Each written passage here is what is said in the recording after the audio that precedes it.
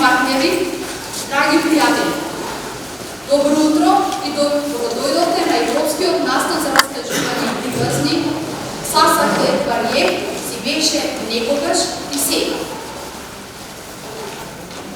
Ви представува огромна чест што денеска стојам пред вас како дел од овој значаен проект кој ги слави културата, традициите и богатството наследство на ромските приказни. Денес сме собрани овде, во срцето на Битола, не само да слушаме приказни, туку и да размислуваме за нивната вредност. Како тие го обликуваат нашето разбирање за светот, како ни учат да сонуваме, но и како ни помагаат подобро да се справиме со реалноста. Зошто толку ромски бајки? Ромската култура е длабоко поврзана со устното раскажување. Бидејќи ромскиот јазик долго време не бил пишан, приказните биле единственото средство за зачувување на историја и на вредностите. Но денес, во ера на дигитални медиуми и глобализација, постои опасност, односно реална опасност, овие бајки да исчезнат ако не ги зачуваме и ако не ги споделиме со новите генерации. Ова е една од главните цели на нашиот проект.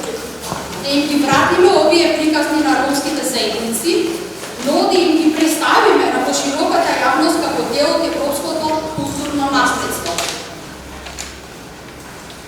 Со гордост можеме да кажеме дека преку овој проект се создадува, односно се создаде Европска книга за ромски бајки, која содржи 32 приказни, илустрирани од ромски уметници, преведени на ромски јазик и на јазиците на земјите учеснички. Овој настан, како и целиот проект Sasas Jekhvar Jekh, е овозможен благодарение на програмата на Еразмус плюс на Европската комисија, која финансиски ги поддржува, односно го поддржува ова патување во зачувување на ромските приказни и култура. Нивната поддршка ни овозможува не само да ги документираме овие приказни, туку и да создадеме платформа преку која тие ќе продолжат да живеат и во иднина. Огромна благодарност до Югенстил, Германија, германската организација, кои беа координатори на проектот и го водеа со голема посветеност и стручност. Нивниот ангажман во координацијата и организацијата на активностите беше од непроценливо значење за успехот на оваа иницијатива. Може еден аплауз.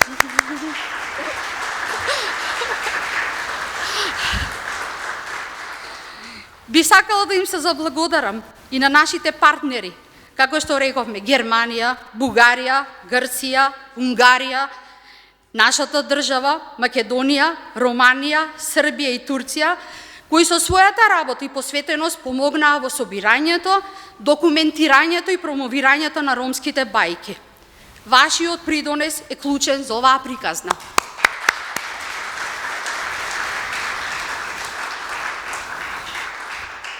Што значи овој проект за иднината? Проектот Sasas Jekhvar Jekh не е само опит за зачувување на приказните, туку и можност за градење мостови меѓу културите. Бајките не само што ни учат како да се спремиме, односно да се справиме со стравовите и предизвиците, туку ни помагаат и да ги разбереме другите, нивните верувања, нивните соништа, нивните вредности. Во текот на денешниот ден ќе имаме можност да ги чуеме приказните што ги носат нашите партнери од различни европски држави. Ке слушаме како овие приказни живеат во различни култури, како се прераскажуваат низ генерациите и како може да бидат средство за надминување на предрасудите. Исто така ќе бидат представени монографијата за ромските бајки, наставната програма за обука на раскажувачи и досегашните резултати од проектот. Низ обуката за раскажувачи и организирањето на настани за раскажување приказни, не само што ја оживуваме традицијата, туку им даваме нова енергија на бајките да продолжат да инспирираат и да учат нови генерации. И на крај, нашиот настан ќе го збогати Ернест Ибримовски, оперски пејач, придружуван на пијано од маестро Андреа Наунов. Вашето учество во овој настан е доказ дека приказните не се само спомени на минатото, туку и мокна алатка за обликување на иднината. Верувам дека денес сите ќе заминеме побогати, со нови знања, нови перспективи и најважно со нови приказни што им ќе ги раскажеме понатамо. Со ова официјално го отварам Европскиот настан за раскажување приказни и ве поканувам да уживаме во магијата на зборовите. Ви благодарам.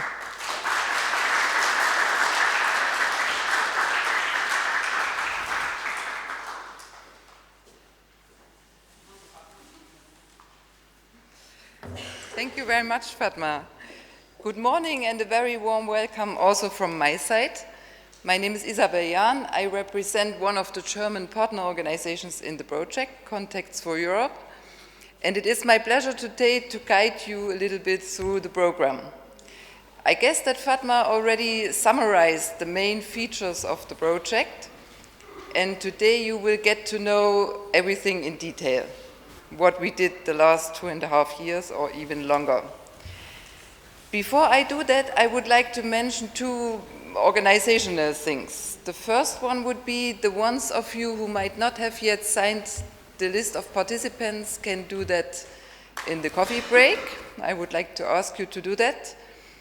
And in order to be all focused on the program and on the products, I would like to ask you to switch off your mobile phones. This would also be important for the translation and everything, and we will not be disturbed then. Okay, before we dive into the wonderful world of fairy tales, especially the wonderful world of Roma fairy tales, I would like to introduce the partner organizations of the project. I understood that Fatma already mentioned the partner countries, but now it is about the different organizations. The coordinator and applicant of the project is Jugendstil, one of the German organizations, and the second one is my organization, Contacts for Europe. Then we had a partner organization from Bulgaria, the Community Center Stojanka Sokolova. We have the Greek Association of Roma Mediators, which is also represented today. All of them are represented except for the Bulgarian organization.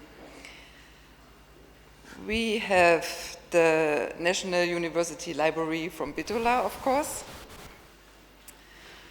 We have the municipality of Buza from Romania. And we have the educational department of the county administration Karabaklar from Turkey. And you will get to know all of them a little bit more during the program. Okay. In order for you to learn how long we have already been dealing with this subject and with getting to where we are today, I will give the floor to the manager of the project, to Ronald from Germany, and he will tell you the story of the project.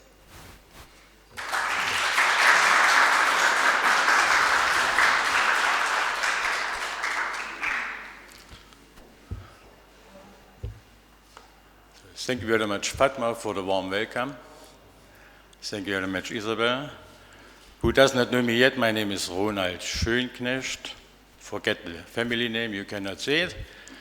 I am the manager of the project, and I have to say at the beginning it was an honor for me to be the manager of this project. And you know it from your own organization, from your own authority or your own enterprise. Without an excellent team, you cannot do anything as a manager. And we had an excellent team. Thank you very much to you.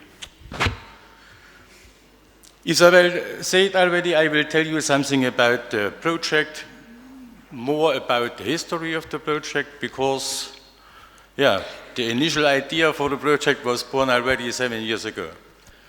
But before I do that, I will also welcome some other foreign guests, apart from the partner organizations. I see Eleni. Eleni, welcome. Eleni is from the municipality of Alantri in Greece. I see Sylvia. Hello, welcome from the municipality of Buza in Romania. I see Chila and Ivona from the Open University in Serbia. Welcome to the event. It makes me happy to see you here and to have you here. About the project. I could, of course, hold a speech like it is usual in the beginning of such events, but I try to tell a story. And yeah, maybe we start with the initial point. The idea of the project was born 7 years ago in the frame of another European project. It was called Promise. And some of the partner organizations collaborated already in this project. And in this project, we implemented a big survey, and the main focus of the project was to deal with Romanes. You know, Romani chip, Romanes is the language of the Roma population in our countries, in Europe and the world. And we discussed and exchanged thoughts how we can preserve Romanes for the next generations. And a lot of Roma had the idea maybe it would be possible to have more fairy tales in Roma test, because this is a way to give the language to the next generations and to preserve the language. And we really liked this idea. But of course, we were not able to write fairy tales in Romanesque because we are not writers. We followed this idea, and 2 years later, we decided to implement the first Sasas Jekhvar Jekh project. It was a so-called small strategic partnership, also funded by the Erasmus Plus program. And the main focus on this project was to find out, are there still fairy tales, Roma fairy tales existing? Because nobody knew, can we find fairy tales? Maybe I should add for the majority that Romanes is not a written language. Romanes is more an oral language, and given in an oral way to the next generations. And in addition, we do not have Kostas a joint or common Romani language. It's now spread in a lot of different dialects. And you can find different dialects in all the countries. In some countries, you can find more dialects. That means we had the idea to train some multipliers. We called them story hunters. We trained them, and their job was to identify storytellers, Roma storytellers in their countries, to go to the Roma communities and to speak with them and ask them, are you ready and willing to share your treasure of fairy tales with us? With the idea, of course, to publish those fairy tales. And I think for all of us it was the first surprise. In this project we found more than 150 fairy tales in the 8 countries. It was a really surprise. And of course we tried to compare the fairy tales, and a lot of them were not similar. They were different. It was really a good surprise. But imagine, the most of the fairy tales were told in Romanes. Our job was then to translate them at first into the national language and then into English, because everybody should understand what is the meaning of the fairy tale. And afterwards we did a ranking. All the partner organizations from the 8 partner countries did a ranking, and we have chosen the best fairy tales from all the countries. 4 of them. The 4 best fairy tales, but of course the partner organizations from the country could not rank their own fairy tales in order to be fair. That was I think, the biggest task in the project. At the end of the project we had, let's say, a collection of 140 fairy tales at all, and we selected already the fairy tales we wanted to publish in this book. And then we applied for the new project. Now it's called Sasas Jekhvar Jekh, Once, Upon a Time and Now. And initially we had 3 goals. 3 goals. And the goals are also the innovations of the project. The first goal was to give the Roma fairy tales back to the Roma communities.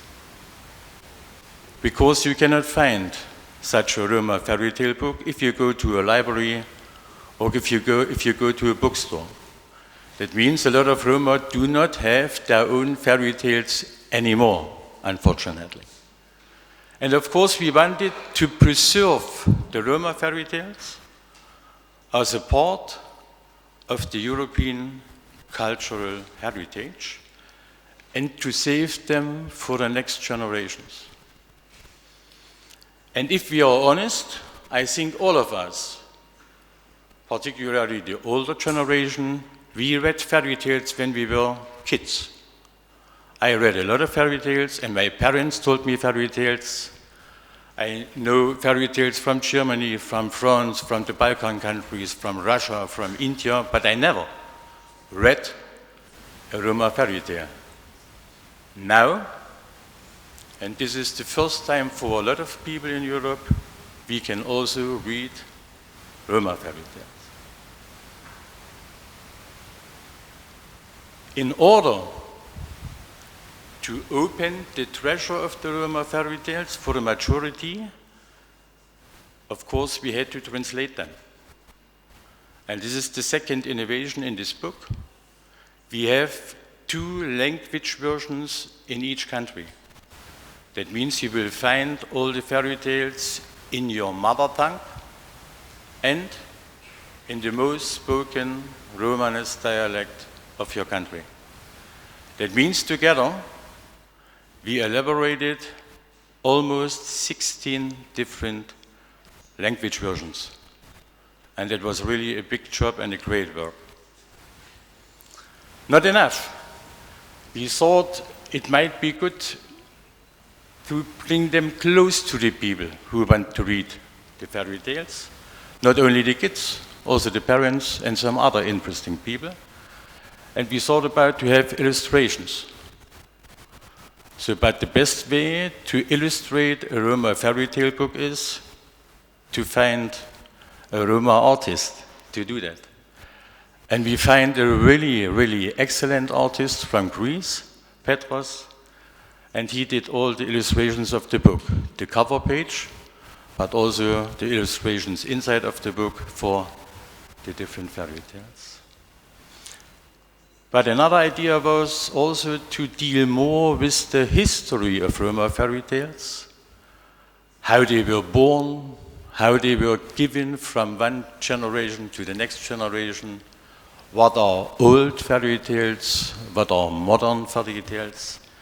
And therefore we decided to elaborate also a monograph about Roma fairy tales. And this is also the first time in Europe that we have such a monograph. And last but not least, the third idea, and I think this is also the third innovation of the project, was to reanimate the profession of storytelling. As I said, when I was a kid, my parents told me fairy tales, and also my grandparents, and I think it's also valid for the most of you. In earlier times, storytelling was like a profession. I could also say a passion. But mainly through the social medias nowadays, this is a forgotten profession, a forgotten passion.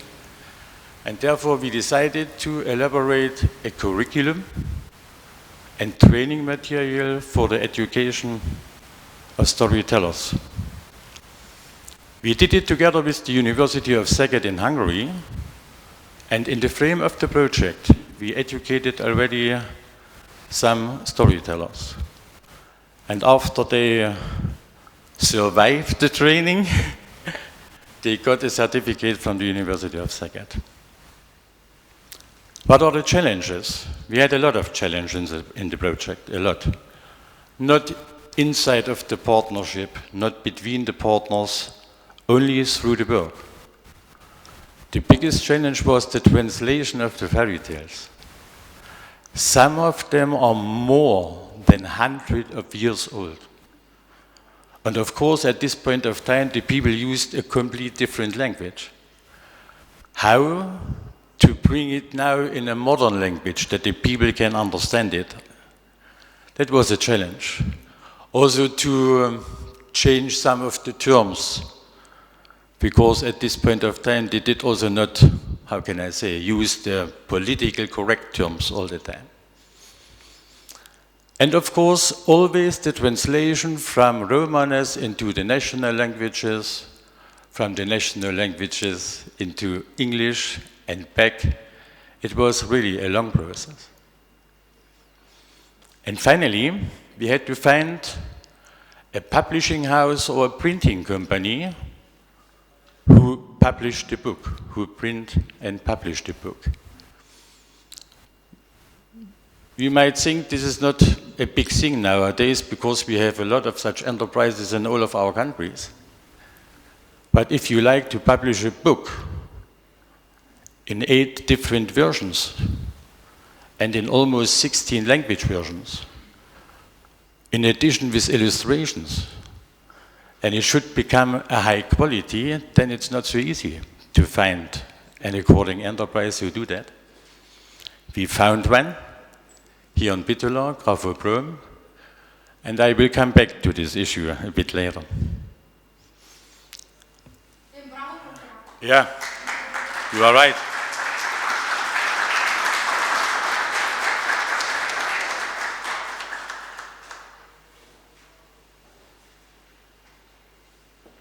Maybe it sounds a bit strange, but internally we call it our baby. You cannot compare it, of course. But what a journey. What a journey. I think you, all of the partner organizations, all the people who were involved in the project did a really great job. And what I like to say is it was the first project. We are implementing project for the benefit of Roma communities since 2007. But it was the first project where all the people said, what a great idea. What a great idea you have. And we like to support you. But the secret of our projects, not only of this, of all of our projects, is that we went to the Roma communities. Anyway, we do not speak about each other. We speak always together. And we always involve Roma actively in our projects. But now the difference is that we went to the Roma communities and asked, are you ready and willing to open your treasure of fairy tales for us, the majority? And they did it, without expecting any thank you or anything else. They did it. And I think if we go this way further in future projects, we will have the same access. Anyway, there are more similarities between the majority and the minority than we are thinking very often. We will now have the possibility to introduce all the results of the project. And therefore, I will come to an end of my speech, because we have not only storytellers here, they will now tell different stories from the book in their mother tongue or in Romanes.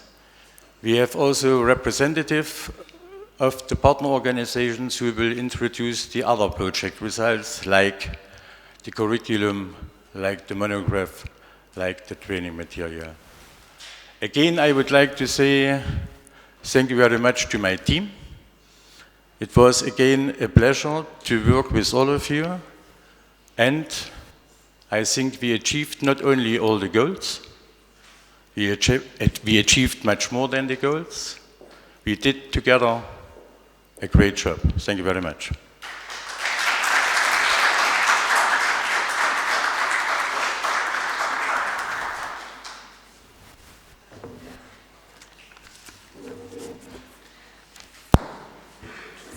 Okay, Katharina is a bit quick. Thank you very much, Ronald. As we said, we would now like to introduce the products, the results of the project to you. And how better could we introduce the book to you than reading fairy tales from it? And Katharina from Greece one of the educated storytellers, they chose a fairy tale from Bulgaria, actually, and she will tell it now. Thank you. Good morning. Welcome to this event. My name Katerina Bebe. I am Roma from Greece, from Salonika. I go to tell you fairy tales from Bulgaria, a good romanicip όλα τσόρωμα. Εκφάρ τα εκβακούτι, σας θεσάς, μπουντούρ, τα τραϊσαρέλας εκτσορώ, αμα μπούτλα τσόρο. Βόφταρλες κυρομνή, σας καντικίλατσε, τα τζανένας λεσάω περό. Ερφάρ, σόντατε μαγγένας, βόφσα σοντοτέ, τε κερέλ σώνα κέλα ταρλέγκο, λεσκοβάς, λέγγε. Μπούτρωμα, πεντάς, μάξους γεκμανούς, τα μπεσέλας πασαλέστε. Αμακόνικ ιμπακιάσλες, ζερεμσάς μπούτλα τσοβό. Εκγιές, όλα τσόρωμα, γελό, καισικοπάτσα, τε τσινέλκαστα, τα αγγλαλέστε, ή κλειστό, εκ πουρό μπαρό κοπάτσι. Δουκαιάσλεσκε. Τα ανακλάσαταρλες και γκογγί, τε τσινάβλες, άμα δουκαιάσλεσκε, τα πεντάσπεσκε. Αντάω κοπάτσι τρέισαρελ μπούντρωμα. Ίνκερντολ τε τσινάβλες, καντική τρουιαλσί, καντική κοπάτσα. Τα τσιντάς γεκαβέρ. Σάρνα κέλωσα άτο, εκ μπαρί ζουραλί μπαλμπάλ, αντάς εκ μπούτμπαρο μπρουσούν. Τελάω κοπάτσι, δικέλγε κούπι, περδό καλμπένσαρ. Είναι πακιάλας καϊπεγιακά. Σώσι καλά. Τα πεντάσπεσκε, άμα σείτε αβέλ, καλά επαρές, καβέν κορκορού. Άμα χάιρ, οντέλ, μέκτε ανέλεν, οτέ, κάνα σείτε ανέλ. Τα λιάσω ντρόμ πάλι, τε τζάλταρ πέσκε. Γελό κερέ, πεντάς περομνάκε, σο κερδιλό παϊντρόμ. Βόι, κουστού καντική μπουτ, τα πενέλεσκε, μοντιλώσαν. Αρακλάν λεν, ιν τζορντάν λεν, σος και ηλιάν λεν. Βόβδα σόκερντας, μπεσλόκα υποτάτυπε, πιλάς πιπίπα, τα πεντάσλακε. Άμα σείτε αβέλ, επαρές καβέν κορκορού. Καντιάλ, ο κοάουγιες, ο νασούν μανούς, τα μπεσέλας πασαλέστε, γελέουτε δικέλ σοκερέλ ορό. Τα κάνα βόβαρα κίνδυλο κάισι κοπάτσα, γελάς παλαλέστε. Ο κομψιό γκαράντιλας, τα σουκιαρέλας ο κακερέλας. Ο λατσόρο. Κάνα ο λατσόρο λιάσο ντρόμ τε τζάλταρ, καί ντρόμ ένα σουλέσκο ή κλειστό πάλε ο πουρό κοπάτσι. Άμα λέστε, νινάι σας γάλμπεα τα παρές. Σας περδώ μπυροβλά. Σε μπαχταλό. Κακίδαβλεν, τα κατσάβλεν αντίλες και καμινάδα. Τα βόφκα μερέλ. Ο κομσουιό. Καντιάλ, βόφκι διάσλεν. Η κλειστόκα η καμινάδα, με κλάστε περέν, άμα βον κερένας. Εμπυροβλά. Άμα κάνα περένα στελέ, κερδώνας γάλμπεα. Όσο μάνο λατσόρον πεντάσκα επιρρομνή. Σο πέντε μαστούκε, άμα σάστε κερδώνω, άμα ρε καλά επαρές, καβένας κορκορού. Η ρομνή μπούτσο σε βινμίσει βασκή καρέλας. Δικέν, βρουσούντελ παρές. ο κοψούιο, ασούντα σε σέζες, τα σαντού, ότι σύρω η μάτα, ότι μπεζέχ κάτι πατησάιλε. Κάτι άλλο γελόταρ και υποκέρτε πασλόλ. Ο κοάουγιες όμως, ο νασούλ μανούς, μπεκλέρας μπέτα σέατε ασουνέλ. Αμασό δικλάς. Δικλάς ελατσέρο μες, τε ικλέλα τα ποκέρ, τα σοκερέλας, με εκ μπουτμπάρο ασαϊπέ, τα τεπενέλεσκε. Να σου κουλ. Με ειν μου λέμε. Με σεμ κατέ, τα πεντάσλεσκε, μπασαλδού τεπενέλεσκε, σοκερδιλό, ο κοάουγιες. Βοφ. Δηλάιλο. Σου κουλδού καντική μπουτ, τα παριλό τα μουλό. Καντιάλ, ο λατσόρομ, κερδάς εκ μπουτμπάρο κερπέσκε, σας μπουτ σε βιλμίσει, με την πιφαμίλια, τα βίχρα κερέλας λατσιμάτα ετσορέρο μέγε. Καντιάλ, αμέν, βόντρα ισαρέν λατσές, αμέντα δα λατσές. Thank you very much.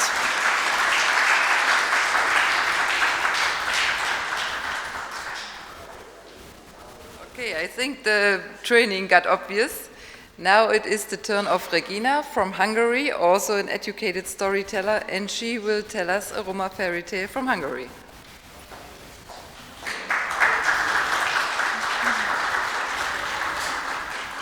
Hello, welcome everybody. My name is Regina and I'm from Hungary. My story title is Ragyogó csillagok, so Golden Stars. Egyszer volt, hol nem volt. Volt egyszer egy árva kislány. Ennek a kislánynak nem volt se anyja, se apja, már meghaltak réges-rég. Annyira szegény volt, hogy nem volt egy kis háza se, ahol lakhatott volna, de még egy kis ágya sem, ahol aludhatott volna. Ezért hát, bízva Istenre magát, világgá indult. Mendegélt, amikor találkozott egy öreg emberrel. Az öreg ember így szólt hozzá. Hé, kislányom, annyira éhes vagyok, nem tudnál adni nekem egy szelet kenyeret? A kislány gondolkodás nélkül odaadta az egy szelet kenyerét. Így szólt hát az öreghez. Áldjon meg a jóisten, majd folytatta az útját. Amikor már nem látta a falutornyát sem, leszólított egy kisfiú. A kisfiú így szólt hozzá. Kérlek, nem tudnád odaadni nekem a sapkádat? Annyira fázom ebben a hidegben, beszeretném fedni a fejemet. A lány levette hát a sapkáját, odaadta a kisfiúnak. Néhány lépéssel odébb találkozott egy kislánnyal. Ez a kislány még nála is fiatalabb volt. Nem volt neki semmi mása, csak egyetlen egy ingecske, amit éppen viselt. A lány remegve, zokogva sírta. Kérlek, nem tudnád odaadni a szoknyádat? Annyira hideg van, megfagyok ebben a hidegben. Nagyon megsajnálta hát a kislányt, ezért levette a kis szoknyáját, és odaadta a lánynak. Pár lépéssel odébb találkozott még egy fiúval. Ez a fiú szintén nem hordott mást, ott állt meztelenül. Így szólt hát. Kérlek, add nekem oda az ingedet, megfagyok ebben a hidegben. A lány gondolkodás nélkül levette a kis ingét, odaadta a fiúnak, majd folytatta az útját. Az út végére beesteledett. Ez a kis árvalány ott állt egyedül a sötétben, meztelenül. Egyik percben csak elkezdtek lehullani a csillagok. De hát nem csillagok voltak ám azok, hanem aranykorongok. Ekkor a lány tovább tudott élni boldogan és gazdagon, amíg meg nem halt. Thank you.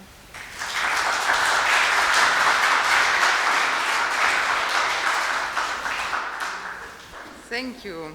Before we continue with more fairy tales, it is my pleasure to welcome the director of the National University Library here in Bitola, Emilia Stefanovska-Davkova, to hold a keynote speech.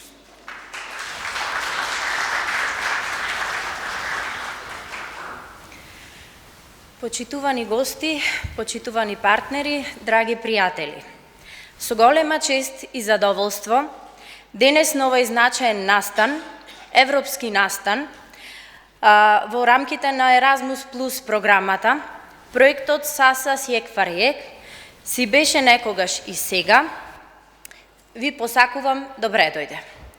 Нашата библиотека, националната институција, Универзитетска библиотека Свети Климент Охридски во Битола, е место каде што се спојуваат културата, традицијата и се создава простор за учење, интеркултурен диалог и од меѓународно значење. Раскажувањето приказни е едно од најзначајните и најстарите уметности што ги поврзува луѓето, народите, културата и традицијата. Преку бајките и легендите, ние не само што ги чуваме нашите јазици, ги негуваме нашите вредности и традицијата, а исто така ја поттикнуваме им емпатијата, љубопитноста и креативноста кај младите генерации. Токму затоа, овој проект има огромна важност не само за ромската заедница, туку и за сите нас.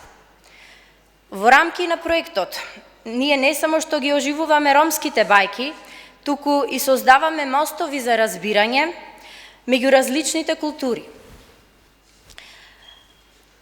Работата што ја вложија нашите партнери од Германија, Бугарија, Македонија, Унгарија, Грција, Романија, Србија и Турција покажува дека приказните не познаваат граници. Тие се дел од нашето колективно наследство и ни помагаат да го разбереме светот наоколу нас. Нашата библиотека со гордост го поддржува овој проект, затоа што ние веруваме во писменоста, културата и образованието, дека тие се токму клучни столбови за градење на поинклузивно, праветно општество без граници. Денес, тука, не само што ја споделуваме културата и раскажувањето на приказните, туку ја славиме разноликоста, богатството на јазиците и важноста за интеркултурен диалог. Бајките што денес ги слушнавте и допрва ќе ги слушнете, не се само обични приказни, тие се огледало на историјата, искуствата и вредностите на народите. Со оваа иницијатива, ние не само што ги зачувуваме овие приказни, туку тие ќе се пренесуваат понатаму и од генерација на генерација, во писмена форма, создавајќи нов простор за поширока афирмација во современото и културно општество. Нека овој ден биде потсетник дека сите ние сме чувари на културата на јазикот и приказните кои што не ополикуваат и ја негуваат нашата историја. Би сакала да изразам огромна благодарност до сите вие кои што сте биле дел од овој значаен проект и оваа иницијатива не само што го зачувува културното наследство, туку и отвора и нови можности за понатамошно учење, инспирација и соработка. Ви посакувам успешен настан и ви благодарам за вашето присуство.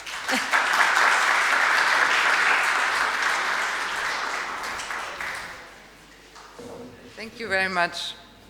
Okay, let's continue with the fairy tales. Now Dragan, Selina, Idaria from Bitola will tell us 2 stories from North Macedonia.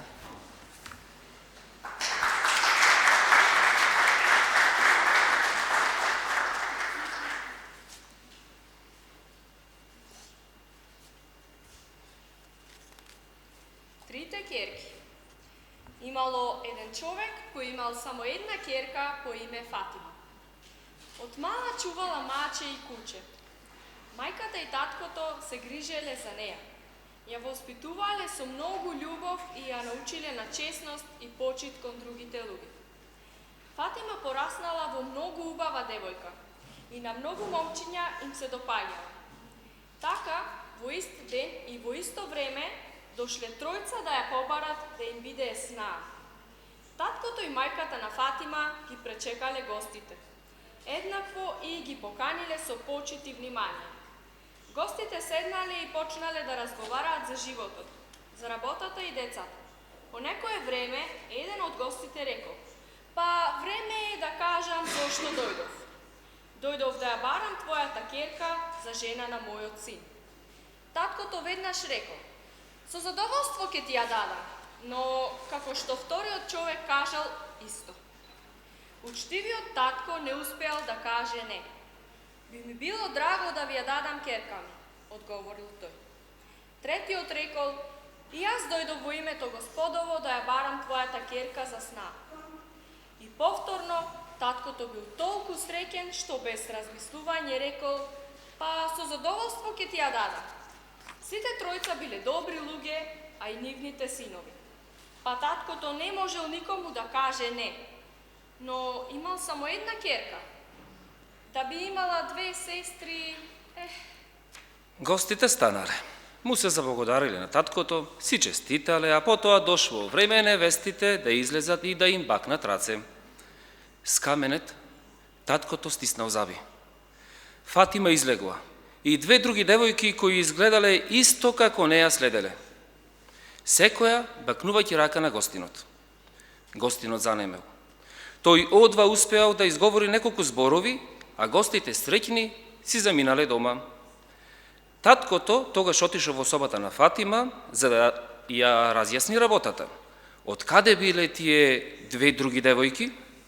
Влегол и ги видел трите девојки внатре како се смееле, среќни, задевајќи се. Кога го виделе, сите три го прегрнале, среќни затоа што склучиле брак. Таткото омекнал и ништо не ги прашувал девојките. Сите три изгледале исто како Фатима. Секоја за него била како негова ќерка. Времето брзо поминало. Таткото забележал дека мачката и кучето ги немало, а во меѓувреме девојките се подготвувале за свадба, носејќи веселба во куќата. Тројната венчавка поминала добро. Трите невести, тројцата младоженци танцувале и биле многу среќни. Кога свадбата завршила, секој зет ја однел својата невеста дома. Сега таткото повторно почнал да се прашува: дали мачката и кучето може би биле другите две девојки? А која навистина била неговата Фатима? Поминало повеќе време. Таткото и мајката отишле да ги посетат сватовите, да ги видат ќерките и да разберат која од нив всушност била нивната Фатима. Првите сватови многу убаво ги пречекале. Нивната ќерка била среќна што ги видела. Ручале и седнале да се напијат и да разговараат. Таткото ги прашал сватовите: како е ќерка ми? Дали е послушна? Дали ги извршува домашните работи? Свекорот срамежливо и тивко рекол: свате, добро е што дојдовте, ќе ти кажам за ќерка ти. Брзо ги извршува сите домашни работи. Вредна е и чиста. Многу послушна и љубезна, но кога ќе се налути, испушта звуци како лајање, лаје како куче дома. Таа изгледа толку опасно во тие моменти, што е подобро да бегаме од дома, така да и јас и жена ми бегаме од дома, само да се спасиме од снаата. Но брзо поминува. И што можеме да направиме? Ни беше судено да ја имаме за снаа и добро е, имаме добар живот. Таткото сватил дека оваа ќерка била кучето. Јас советувал да не се лути. Се поздравил со свекорот, а тој и неговата жена се заминале дома. Следниот ден отишле кај вторите сватови. И тие убаво ги пречекале. Младата жена се радувала што ги видела. Таткото праша: па,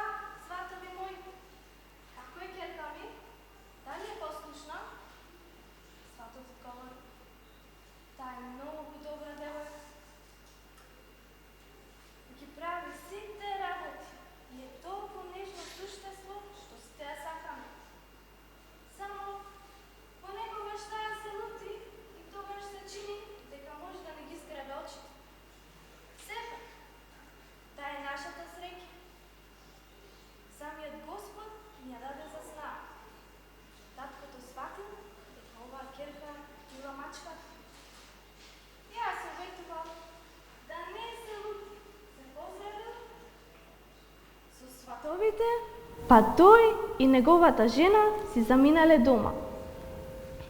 Третиот ден отишле кај третото семејство сватови. Тие средечно ги пречекале, а третата ќерка се радувала што ги видела. Таткото прашал: па драги сватови, како е ќерка ми? Дали е послушна, како се сложувате? Драги сватови, што да кажам? Вашата ќерка не е човечко суштество. На тоа таткото на секунда се загрижи. Но сватовите продолжиле. Та не е човек, туку ангел. Толку добра, вредна и паметна, што немаме зборови да ја опишеме. Откако дојде кај нас, работата ни оди подобро, а животот ни е посреќен. Таа ни донесе радост и изобилие, да и даде Господ да живее долго. Таткото бил пресреќен. Ова е мојата Фатима, паметна и љубезна. Се грижи за своето семејство. Ова е таа. Од тогаш таткото и мајката ги посетувале сите тројца сватови, но најчесто го посетувале домот на нивната вистинска ќерка.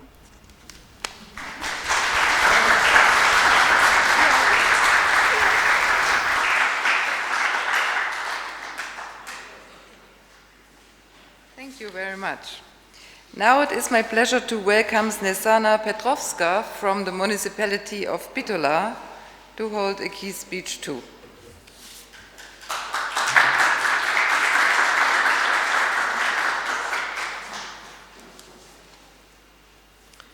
Почитувани присутни, драги гости, почитувани организатори, голема чест и задоволство ми е што денес сме собрани овде во Битола, град со богата историја и културно наследство, за да го одбележиме овој значаен европски настан за раскажување приказни во рамките на Еразмус плюс проектот насловен како «Си беше, некогаш и сега». Како представник на општина Битола, горда сум што нашиот град е домаќин на иницијатива која ја нагласува важноста на културната размена, зачувувањето на традициите и промоцијата на интеркултурниот диалог. Приказните се основа на секоја култура. Тие се начин на кој минатото зборува со сегашноста, начин на кој народите го зачувуваат својот идентитет и ги пренесуваат вредностите на идните генерации. Ромските бајки, како дел од поширокото европско културно наследство, се приказни кои што не само не забавуваат, туку и поучуваат, охрабруваат и инспирираат. Овој проект е повеќе од само собир на раскажувачи. Тој е символ на заедништво, на меѓусебно почитување и на верба дека различностите не сближуваат наместо да не разделуваат. Како општина, секогаш ќе продолжиме да поддржуваме вакви проекти кои ја заекнуваат мултикултурноста на нашата заедница и ја поттикнуваат љубовта кон писменоста, знаењето и културниот диалог. Ваквите иницијативи се од исклучително значење за нашите најмлади, но и за целото општество, бидејќи преку нив градиме поинклузивна и посилна заедница. Овој проект ни покажува дека културата и традицијата се најсилните алатки за поврзување на луѓето. Без разлика на јазикот што го зборуваме или земјата од која доаѓаме, сите ние растеме со приказни кои не учат на храброст, добрина и надеж. Преку овој настан не само што им даваме глас на приказните на ромската заедница, туку и создаваме можност тие да станат дел од поширокото европско културно наследство. Токму затоа Битола со гордост го пречекува овој проект кој ни помага да ги разбереме предрасудите и да изградиме поинклузивно општество. Верувам дека ова е само почеток на една подолга приказна на соработка, почитување и прифаќање на културните богатства кои секој народ ги носи со себе. Нека денешниот настан биде инспирација за сите нас да продолжиме да ги негуваме традициите, да ги споделуваме нашите приказни и да создаваме свет во кој што различностите ќе не обединуваат преку магијата на раскажувањето. На крај би сакала да ја изразам својата благодарност до организаторите, партнерите и сите учесници што ја препознаа вредноста на овој проект и посветено работат на неговата реализација. Ви посакувам успешен настан, исполнет со инспиративни приказни, нови пријателства и незаборавни искуства. Ви благодарам.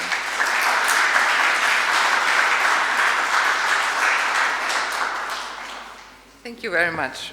Now we can welcome two more educated storytellers, namely Veronica from Romania and Özlem from Turkey, and they will tell us stories from their countries. Hello, my name is Dobra Veronica. I'm from Romania. I'm a French teacher and I'm a storytelling educated by Roland. And I will tell you a Roma fairy tales from Romania, of course. It's called The Snakes Who Married the Princess.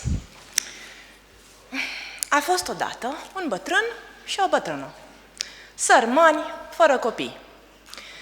Stă ce stă bătrâna și se gândește: eu aș avea nevoie de un copil. Așa că, bărbate, fă-mi rost de un copil să am un sprijin la bătrânețe. Pleacă bietul amărât prin pădure, 3 zile merge, nu găsește nimic și când se așează să mănânce, vede un șarpe mic, îl ia, îl pune într-o batistă și îl aduce acasă. Și ca șarpele crește și crește și crește și se face mare și îi spune: tată, vei merge la rege și îi vei spune că vreau să mă însor cu fata lui. Eu? Păi, tu ești un șarpe, cum să cer regelui așa ceva? Tu fă ceea ce-ți spun. Și merge. Măria ta, am venit să-ți cer fiica de soție pentru băiatul meu. Da? Ce-o dau? Cu o condiție. Care, măria ta? Vezi toată această pădure? Da. O transformi într-o câmpie cu iarbă și mâine, când vii, îmi vei aduce mei și o prăjitură cu lapte. Vai, ajunge bătrânul acasă, plângând, și îi spune: uite ce e de făcut. Tată, stai liniștit. Peste noapte, șarpele transformă totul, totul este o câmpie, face și prăjitura și dimineața, bătrânul când se trezește: wow, totul este bine. Maria ta, gata, am ajuns. Da, sunt de acord, dar mai am o condiție. Care ar fi? Să faci un pod de aur de la palat până la casa ta, mărginit de meri și peri. Bătrânul: ok, o să fac așa. Și merge iarăși supărat acasă, iar șarpele liniștește. Nu-ți face probleme. Peste noapte, șarpele stă, se gândește, realizează un pod uriaș, din aur, strălucitor. Noaptea, mijlocul nopții, regele se trezește. Ce e ziua asta? Ce e aici? Măria ta, nu e noapte, e zi. Ai vrut un pod de aur? L-au făcut? A doua zi dimineață, bătrânul vine și spune: acum îmi vei da fiica de soție pentru băiatul meu. Aș fi dat-o, n-aș fi dat-o, dar unul dintre servitori: Maria ta, ar fi bine să-l dai pentru că ai promis? Riscă să ne omoare pe toți dacă a putut să facă atât de multe. Merge acasă, pune caii la căruță, ajunge la regină, la rege, vede fiica, toți încep să tremure. Un șarpe, snake. Oh. Și atunci, cei 2 tineri căsătoriți pleacă singuri, iar peste noapte, de 3 ori, iar șarpele se transformă într-un prinț frumos. Iar fata, când îl vede: ce frumos, eu sunt prințesa ta. Astea au fost probele ca eu să-ți fiu soț. S-au căsătorit, au făcut o nuntă mare și au trăit fericiți până la adânci bătrâneți. And they live happily ever evening. So, the lesson, don't judge, just look and see. Thank you.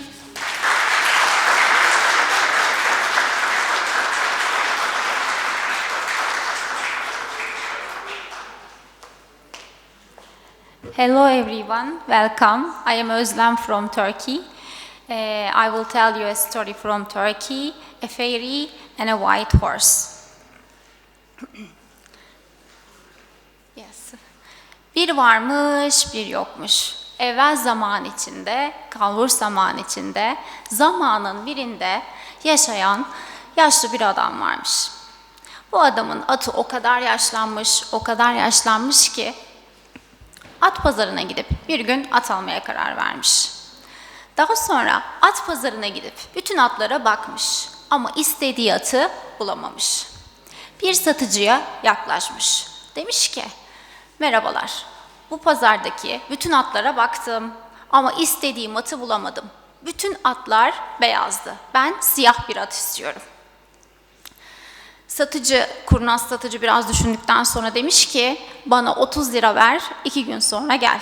Adam mutlu bir şekilde bunu kabul edip 30 lirasını vermiş, evine gidip 2 gün sonra gelmiş. Karşısında siyah atını bulduğunda çok mutlu bir şekilde oradan ayrılmış, evine dönmüş.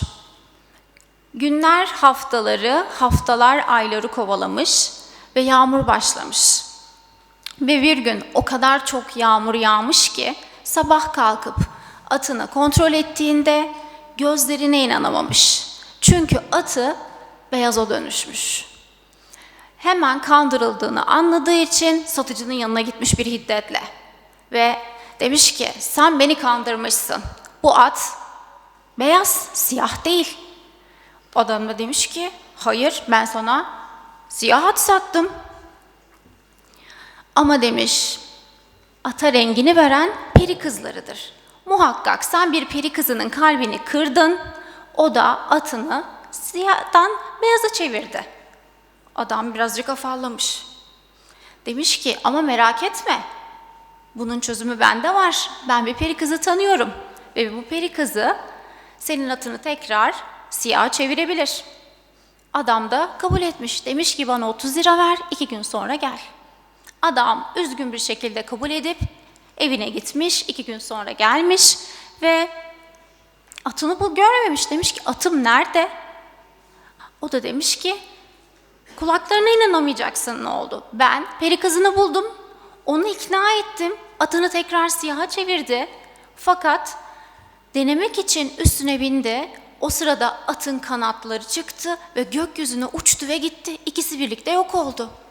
O da demiş, şu an peki ben atsız ne yapacağım?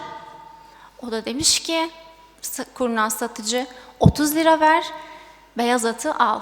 Ve gökten 3 elma düşmüş. Kimisi bu hikayeyi yazana, birisi anlatana, diğeri de dinleyenlere. Thank you for listening.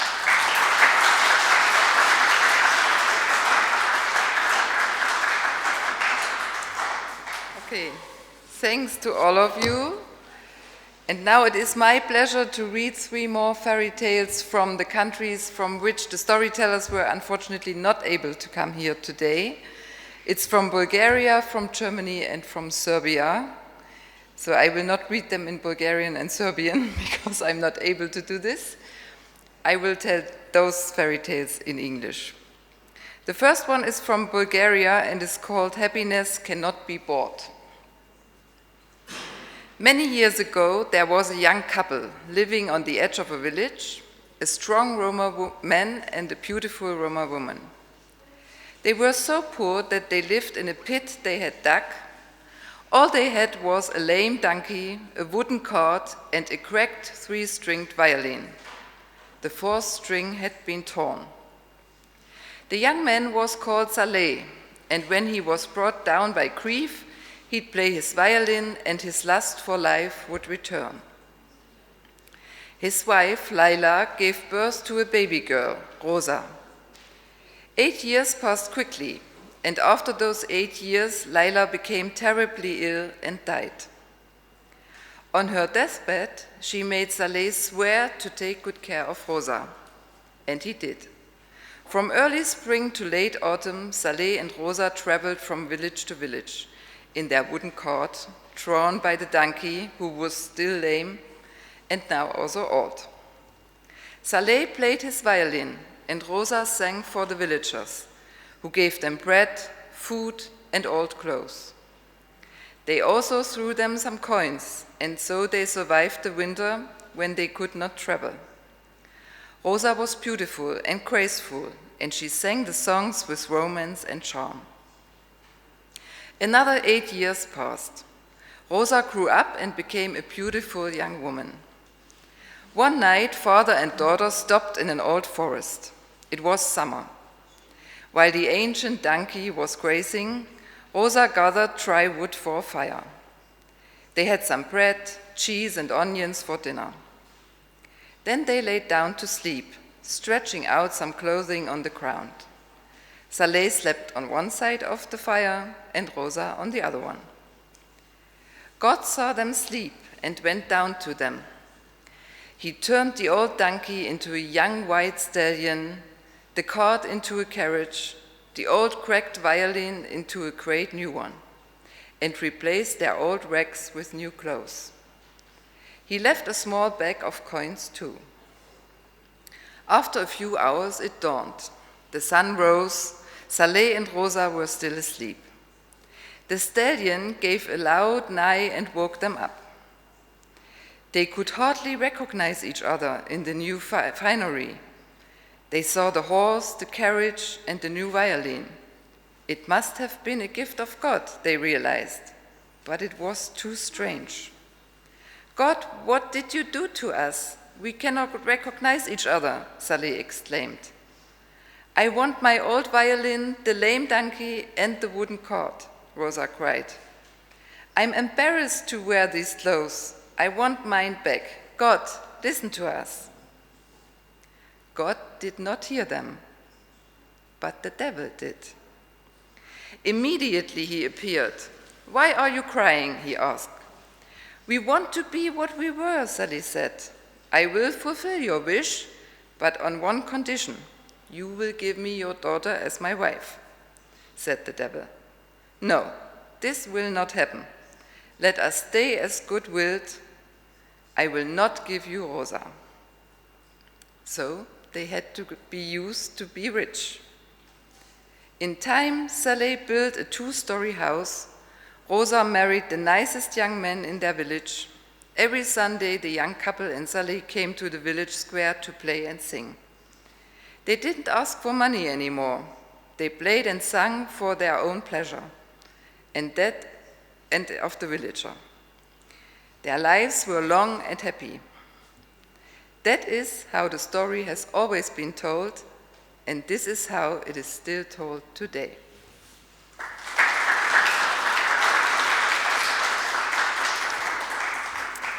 Okay, now to the German fairy tale. I would like to add that this is not a Roma fairy tale, but a fairy tale of the Sinti who are living in Germany, just for you to know. The English title is The Forest Witch, and the German one is Die Waldhexe. Hexen gab es schon immer auf der Welt. Es geschah einmal, dass eine böse Hexe zu einer Sinti-Familie, einem alten Mann und seinen Töchtern kam, die ihre Zelte am Waldrand aufgeschlagen hatte. Sie fragte sie, was sie da machten. Nichts Böses, sagte der alte Sinto, wir wollen nur Holz für den Winter sammeln. Die Hexe sagte, ihr Diebe, wollt in meinem Wald Feuerholz sammeln, verschwindet bis morgen früh hier, sonst könnt ihr was erleben. Die beiden Töchter sagten, gute Frau, bitte erlaube uns zu bleiben. Wir brauchen das Holz so sehr, jetzt wo der Winter kommt. Aber die alte Hexe wurde zornig und ihre krumme Nase flammte vor Wut. Sie sagte, na schön, sammelt euer Holz, aber wenn ihr bis morgen früh nicht fertig seid, nehme ich euch den Wagen und die beiden Pferde weg. Überlegt's euch gut. Sie lachte ein grässliches Lachen und verschwand im Wald. Die beiden Töchter weinten und sagten, Vater, lass uns doch woanders hingehen. Aber der Sinto winkte ab. ich weiß schon, was ich mit der alten Hexe machen soll. Keine Angst, Kinder. Er nahm eine Feder von seinem Hut und warf sie in die Luft. Das zeigte ihm, woher der Wind wehte. Dann nahm er einen Stein und warf ihn in den Wald, soweit er nur konnte, und lauschte, wo er landete. Nun sagte er zu seinen Töchtern: Gebt mir doch das Seil, das im Wagen liegt, und sammelt einen Korb voller Steine. Die Mädchen taten, wie ihnen geheißen. Der Sinto nahm das Seil, ging in den Wald, wo der Stein gelandet war, spannte das Seil zwischen zwei Tannen, hängte den Korb mit den Steinen in die Mitte und legte etwas getrockneten Lavendel in den Korb. Dann kehrte er zu seinen Töchtern zurück, machte ein Feuer und wartete, bis es dunkel wurde. Seine beiden Töchter hatten große Angst vor der alten Hexe und sagten: Vater, was tun wir bloß, wenn die Hexe zurückkommt? Der Sinto erwiderte: Wartet nur ab, bald wird etwas geschehen. Und als er diese Worte gesprochen hatte, knallte und rasselte etwas im dunklen Wald, wie ein Gewitter. Der alte Sinto rannte auf das Geräusch zu.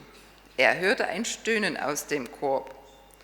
»Oh, alter Mann, lass mich weiterfliegen. Komm, stell den Korb ab.« Doch der alte Sinto sagte: »Nein, du böse alte Hexe, du sollst für immer hier bleiben.« Die Hexe stöhnte und fluchte, aber es nützte nichts. Der alte Sinto hatte sie mit einem alten Trick gefangen, den er von seinem Großvater gelernt hatte. Wenn Lavendel auf Steinen liegt, kann eine Hexe nicht widerstehen und muss auf ihrem Besen dorthin fliegen. Sobald sie auf den Steinen landet, verliert sie ihre magische Kraft und kann den Korb ohne Erlaubnis des Fängers nicht mehr verlassen. Der alte Sinto sagte: »Sag mir, alte Hexe, wo kann ich in diesem Wald Gold finden?« Hexen haben ja bekanntlich immer Gold und Silber im Wald versteckt. Das wusste er ebenfalls von seinem Großvater. Die Hexe sagte: »Lass mich erst frei, dann sage ich dir, wo das Gold ist.« »Nein, du alte Krähe«, sagte der Sinto, »sag es mir, oder du bleibst für immer in dem Korb hängen.« »Oh je«, seufzte die Hexe. »Na schön, ich sag es dir. Geh 40 Schritte nach rechts hinter die alte Eiche, grabe ein bisschen und du findest so viel Gold, wie du tragen kannst.« Der Sinto tat das und fand das Gold. Er rief seine Töchter herbei, sie luden den Wagen voll und ritten durch die Nacht dem Morgen entgegen. Jetzt waren sie reiche Leute. Die alte böse Hexe ließen sie im Korb mit den Steinen und dem Lavendel zurück. Vielleicht sitzt sie dort noch heute im Wald bei Ischenhausen.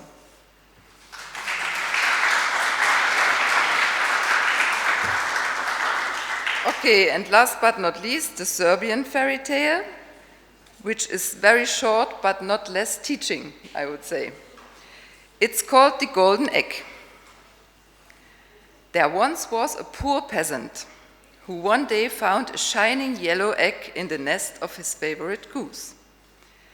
He wanted to throw it away because of the strange color, but when he took it in his hand, the egg was very heavy, and he discovered that it was made of pure gold.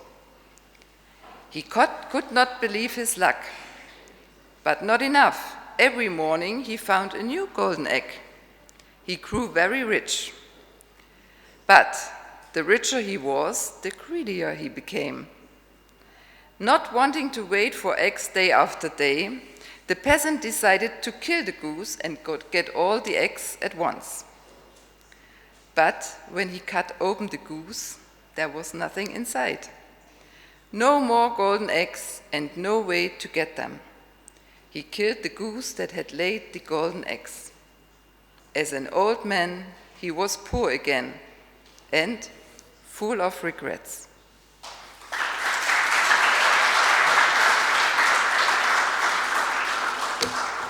Okay, I think we heard a lot now, and now I wish you a pleasant coffee break. We will meet again in half an hour. Okay? Okay, now you have learned a lot about the fairy tale book, which is of course the main result of the project. But as Ronald mentioned before, we have two more bigger results and products. The first one is the monograph on Roma fairy tales explaining their origin, their way to come here, and so on. And the third one is the education of the storytellers. And both products will now be introduced to us. The monograph by Jelena Petrovska from the National University Library here in Bitola. And the second one, the storyteller education by Blanka Csabi from Hungary.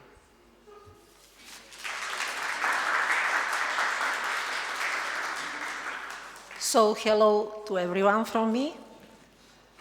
Let's start. Let's see, it is work. Okay.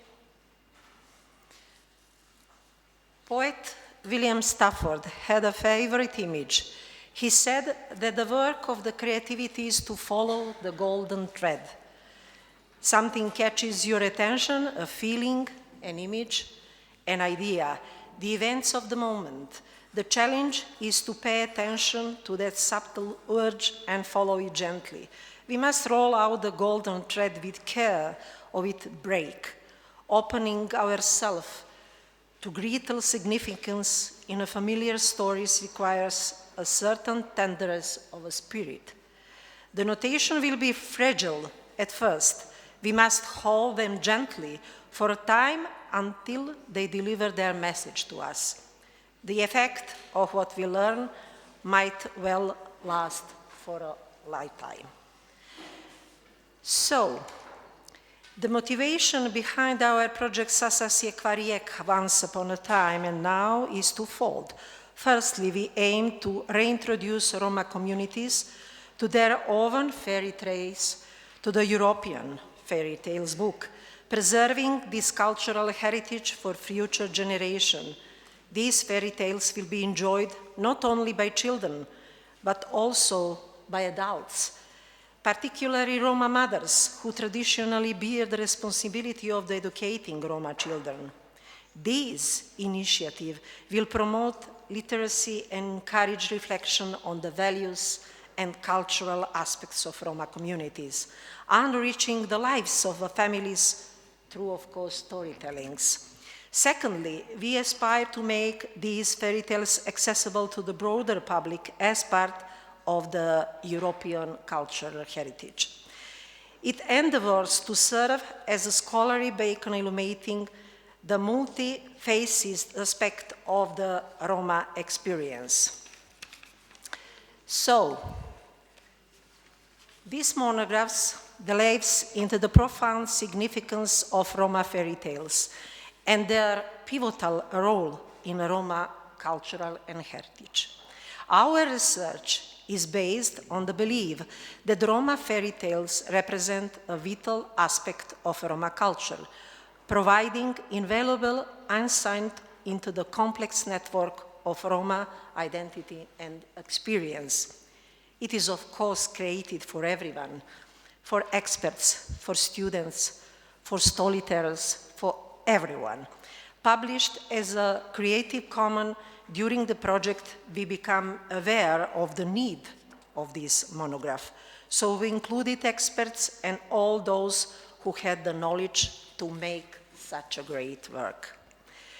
So Roma history is a kind of a journey through the centuries, a story of movement, adaptation, and survival. Its roots stretch back thousands and thousands of years with early beginnings in the northern India.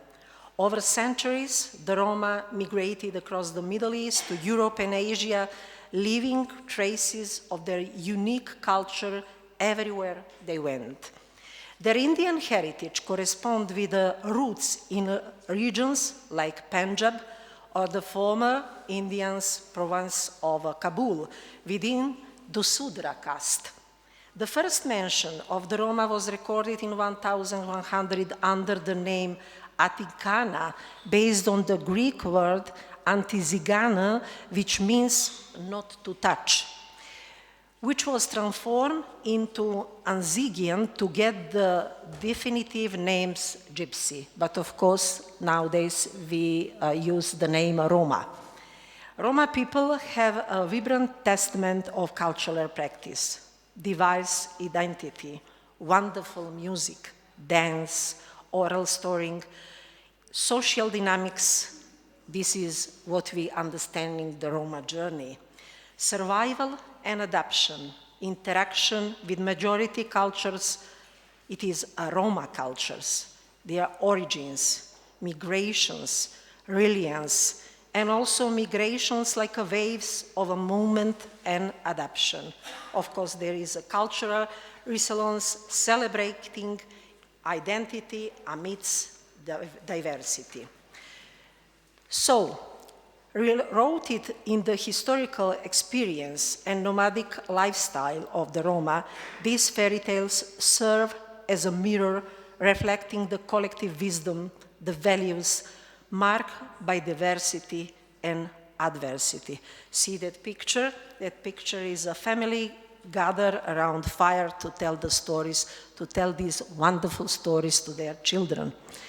So, Roma folk literature forms a diverse and vibrant tapestry, such as short stories, fairy tales, myth, legend, song, puzzles, ora as a traditional song, and many, many more. We, of course, hear now many of the stories, and these stories provide all these themes. So, in the enchanting realm of the Roma fairy tales, where magic intertwines with the cultural interface, we embark on a scholarly odyssey. Our journey involves a meticulous analysis that goes beyond the surface narratives, seeking to unveil the profound layers embedded within these capturing stories. Through careful decision of the characters, plots, symbolism, and themes, we strive to illuminate the intricate tapestry of Roma folk. Each tale serves as a treasure trove, holding within its folds a myriad of cultural nuances, historical echoes, and timeless wisdom.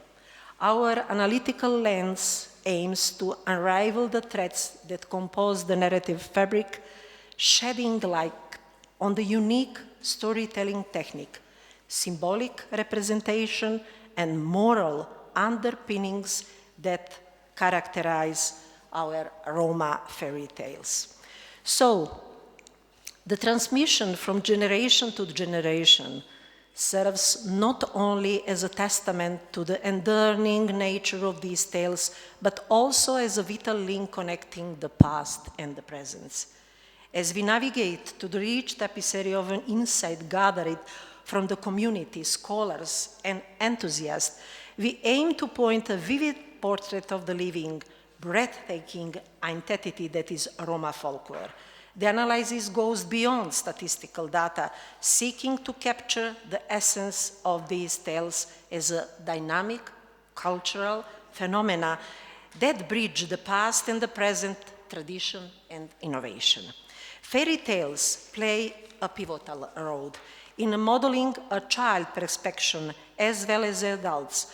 Through the structured psychoanalysis of the narrative's read, they facilitate the grasp of wordy mechanics.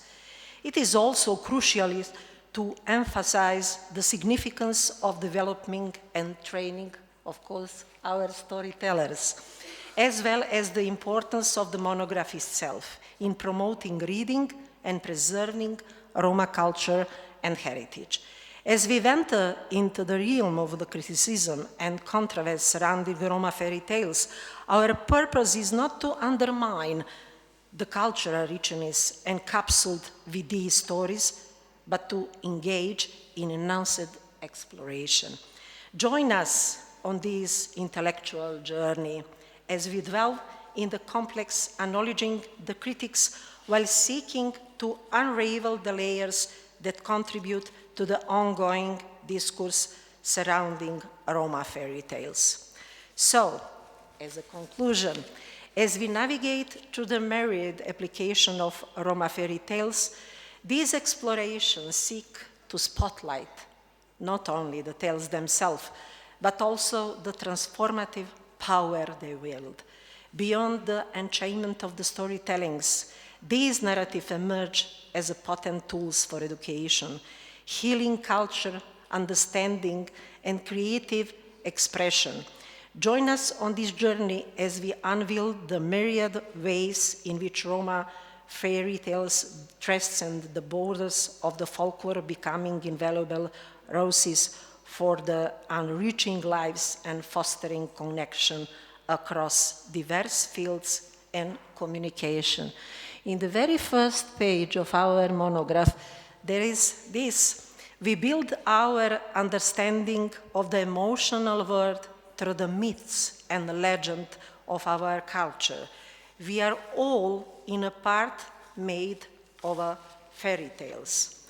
So, it is preserving the Roma culture heritage encompassing both oral and written tradition.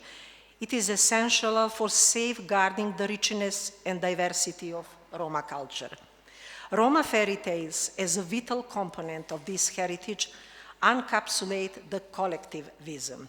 Through these collaborative efforts and inclusive approaches, we can assure that Roma tales continue to inspire us. So, thank you. Thank you for your patience. And my colleague Katarina from Grace said that it is sounding the thank you for your attention, te sanus saste pralaleu. So have a pleasant journey to your home. Thank you very much.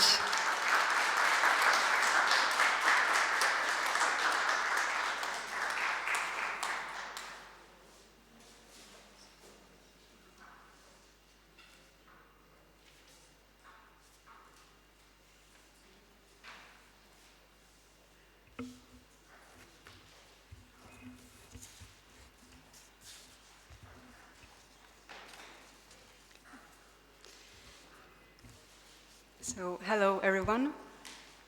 My name is Blanca Chabi, and it is my pleasure to introduce the curriculum and training material for the education of storytellers. But before I get into it, I would just like to say that storytelling is an art, and therefore both teaching and learning storytelling is a unique experience. It's a unique experience to everyone who embarks on this journey, and I think our storytellers and trainers can confirm this. So, what is this curriculum? Our curriculum serves as the basis for the education of storytellers, specifically storytellers for Roma fairy tales. It is tailor-made, it's based on the needs of our target group. It is published as Creative Commons, which means that it is accessible to everyone. And very importantly, it is also recognized by the Institute of Adult Education of the University of Szeged, which made it possible for our storytellers, our participants, to gain a certificate after the completion of the training, and therefore they became certified storytellers.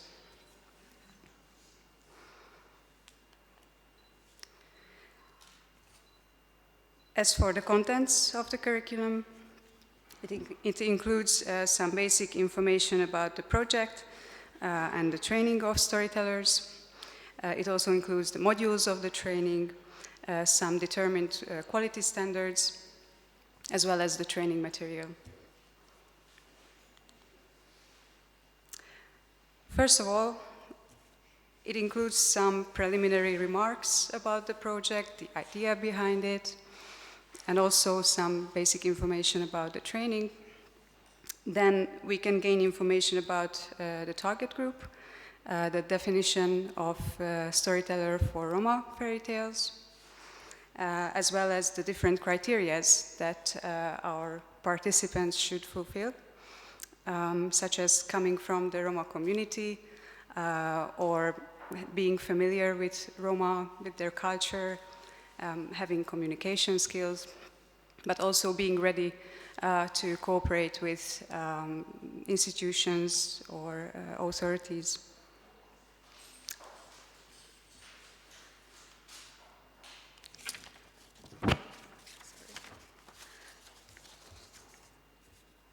As for the objectives of our training,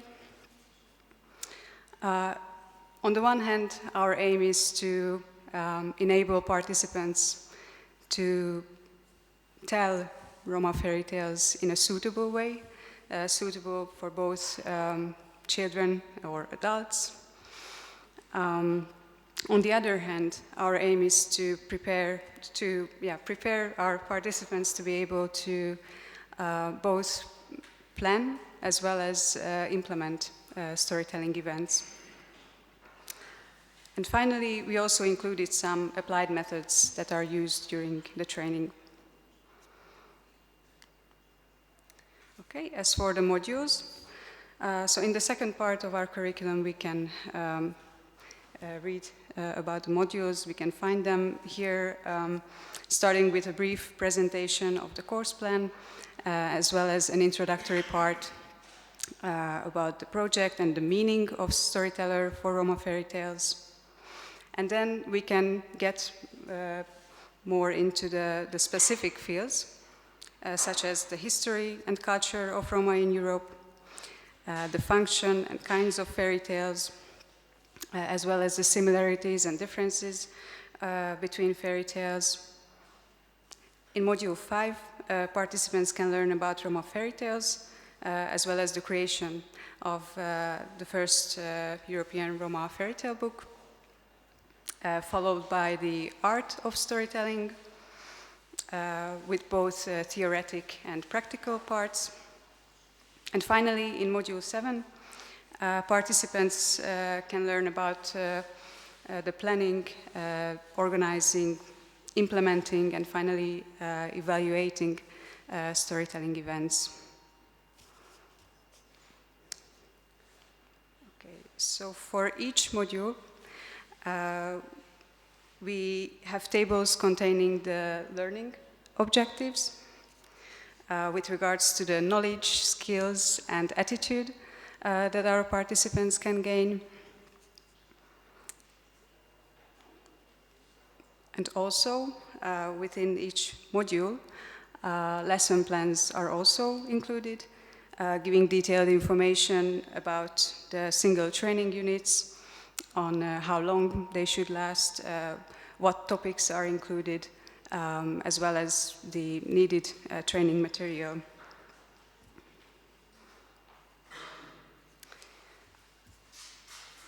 We have also determined some quality standards for the implementation of the training, such as qualitative requirements towards the institution where the training is implemented, as well as the equipments that are used.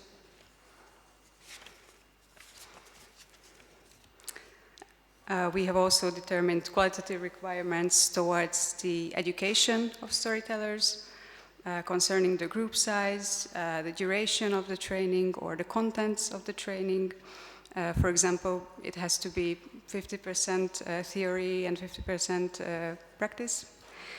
And it is also necessary to encourage participants to use what they've learned during the training afterwards. So we really emphasize the practical parts of the training as well.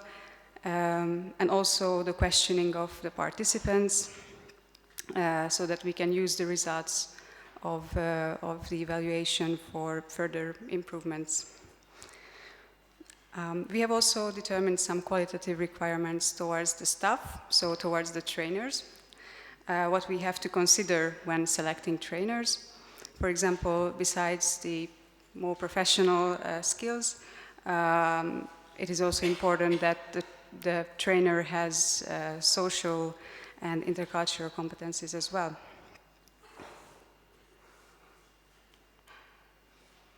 And finally, we have the training material as well. It includes some PowerPoint presentations, handouts, as well as worksheets. Here are some examples about the PowerPoint presentations. and also some examples of the handout, for example, handout on how to improve storytelling skills, or also a worksheet for the implementation and planning of a storytelling event. So that would be it. Thank you very much for your attention.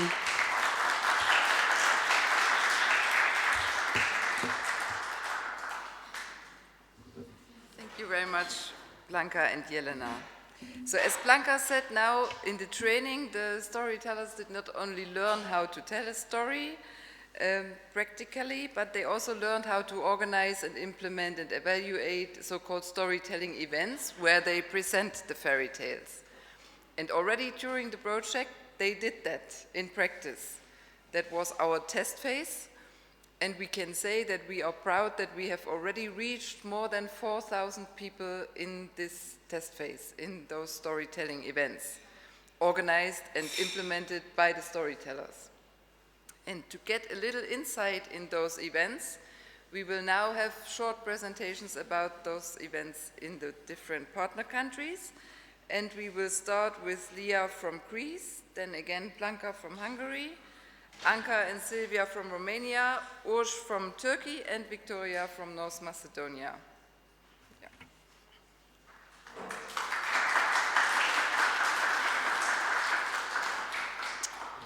So, hello everyone, my name is Evangelia Mama. I was the responsible person for the implementation of the project in general and the storytelling events in Greece. My presentation, it will not be that big because I don't want you also to get tired. So, to begin with, I would like to say some insights also that I haven't included inside the presentation, which, as I mentioned, is short. Okay. So, despite the limited time we had at our disposal and all the difficulties that came up and everyone that has to implement and coordinate a European project would face, we managed to implement 3 events in 2 different cities, as you will see, 2 in Thessaloniki and 1 in Achaia. It's a place in Patras area, northern Greece, with the participation of 520 participants, most of whom were children.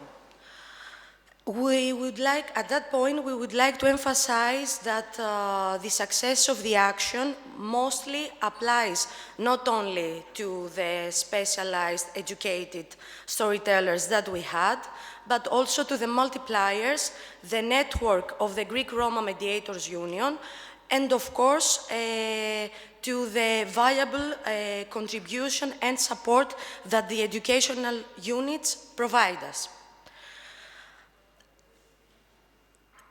If I have to mention some results and outstanding facts after the implementation of the project, I would say that after the feedback we got from the children and the participants in general, and also the excitement and that the participants showed after their participation to the events, confirmed what we believed from the beginning of the project. To tell a story, a fairy tale, it's not just a simple action, and especially when it comes to the performance of it. So, once again, in the importance of the training of the storytellers in storytelling techniques and in general, the very communicability that such an action requires were highlighted.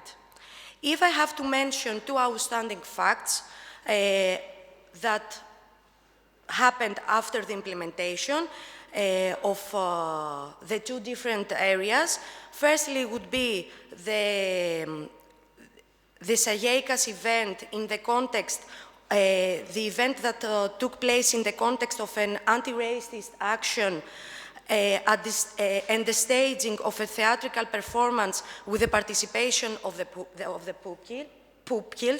pupils, students, let's say, in order to have it clear.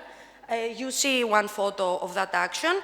And the second one is after the storytelling event in Thessaloniki, which was performed in the Romanes dialect from Katerina, who also performed it here in the Romanes dialect. And we had the children search for the unknown words that they heard so that they gain more lingual knowledge. This is that moment. Concluding, I would like to state that for us, it was a personal goal and challenge, and and a great honor to contribute to the implementation and dissemination of such a project that once again highlights the true cultural identity of the Roma communities in Europe, specifically not only through the monography, but also through the similarities that came up from the fairy tales in our book in the very different countries, proved that the Balkan people, and in general European people, Roma and non-Roma, share a common cultural heritage. That's for me. Thank you.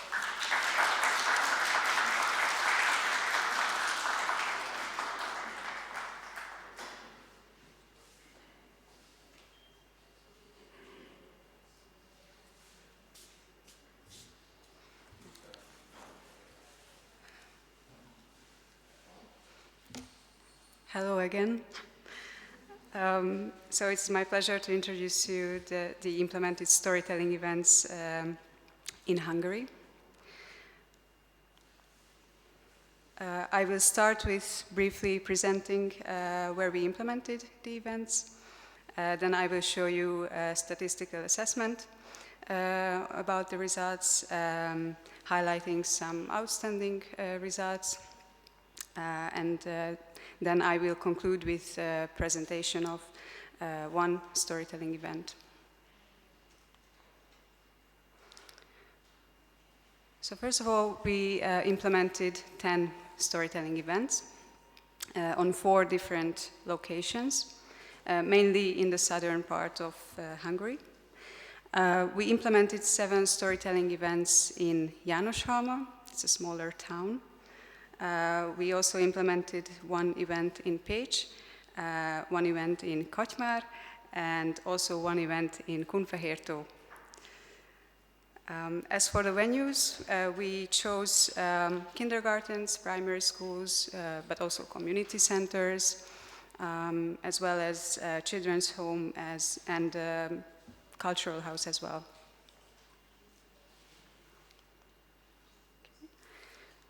So here you can see a statistical assessment about the implemented storytelling events. You can also see the number of involved children as well as the involved adults, and also the share of Roma and non-Roma audience. As you can see, we managed to reach 460 children and 140 adults. So altogether, we managed to reach 600 participants and approximately 48 educational staff as well, mainly from the kindergartens or primary schools. But also in general, we can say that our implemented storytelling events were successful because they attracted both children and adults. And very importantly, there was an openness and genuine interest from the audience during these events. And last but not least, with the help of our storytellers, we could not only manage to make the audience familiar with Roma fairy tales and therefore a part of Roma culture. But also, with the help of our storytellers, we could promote the tradition of storytelling, the revival of storytelling. Okay. So as for the implemented storytelling event, I brought you one example from Jánoshalma, where we implemented our event in a primary school. This is the only primary school in this town, and it is attended by both Roma and non-Roma kids. What's really outstanding is that we, only with this one event, we reached the most participants, like 122 children and 18 adults. And in this event, Roma and non-Roma pupils were equally present.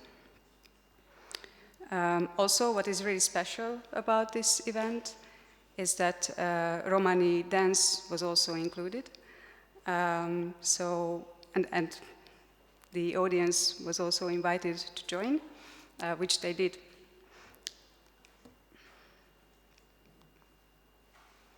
Some pictures about the event.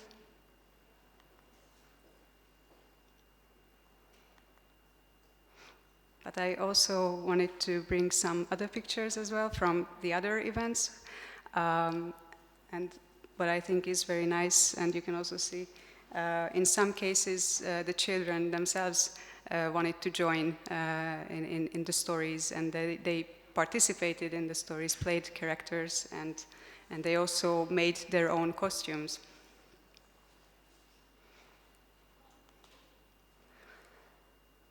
And as conclusion, I would like to share some messages from our storytellers. The first one from Kolompár Alexandra. I was very pleased to see that the audience appreciates what I represent as a Roma woman. I was very proud of it. And the second one from Fehér Regina. The interactive visual and musical elements helped to maintain interest and involve children from both minority and majority societies. The Roma children responded particularly positively when the stories also evoked elements of their own culture, while for the majority children, this created an opportunity to strengthen acceptance and understanding. So we are very thankful to our storytellers, and thank you for your attention.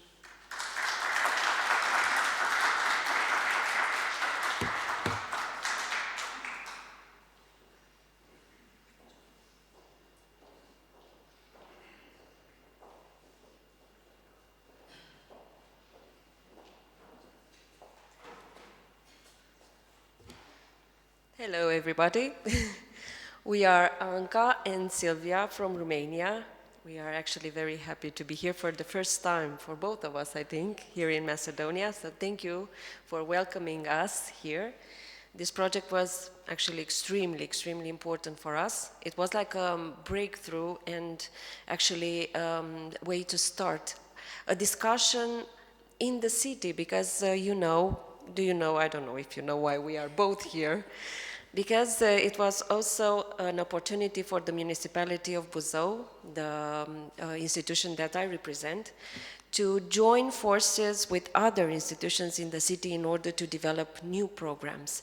So this project was not only a way to talk about storytelling, about stories, about the Roma culture, it was also an opportunity to join the others and work together for a better living and for better conditions for the Roma in Buzău, in our city. We have a population of Roma of 10% in Buzău, so about 10,000 people out of 103,000. I am Anca Fotin. I am an advisor of the mayor of Buzău in the field of education and social issues, and Silvia here is actually my great partner in all projects related to the Roma community, and I will let her introduce herself in just a few words. Yes. Добрый ден. Lacho dies. Hello, everyone. I'm Silvia. I am the principal of an elementary school in Buzău. We have a large community of Roma people, a few thousand. I'm nearly 20 years around next to him. I would like to point some results of this project. This project was a breath of air for us, bring us together, our school and the municipality. I would like to thank you, our Mr. Mayor Constantin Toma, Anca and Ronald for this opportunity. I'm so nervous. Thank you. I would like to point of this project improve our students' behavior, help us to understand each other and the approach of our students and these parents, to learn something new and unexpected. We learn as a teacher, we become better. And this project brings to us a lot of joy, and we are happy to learn and do more on this. Thank you.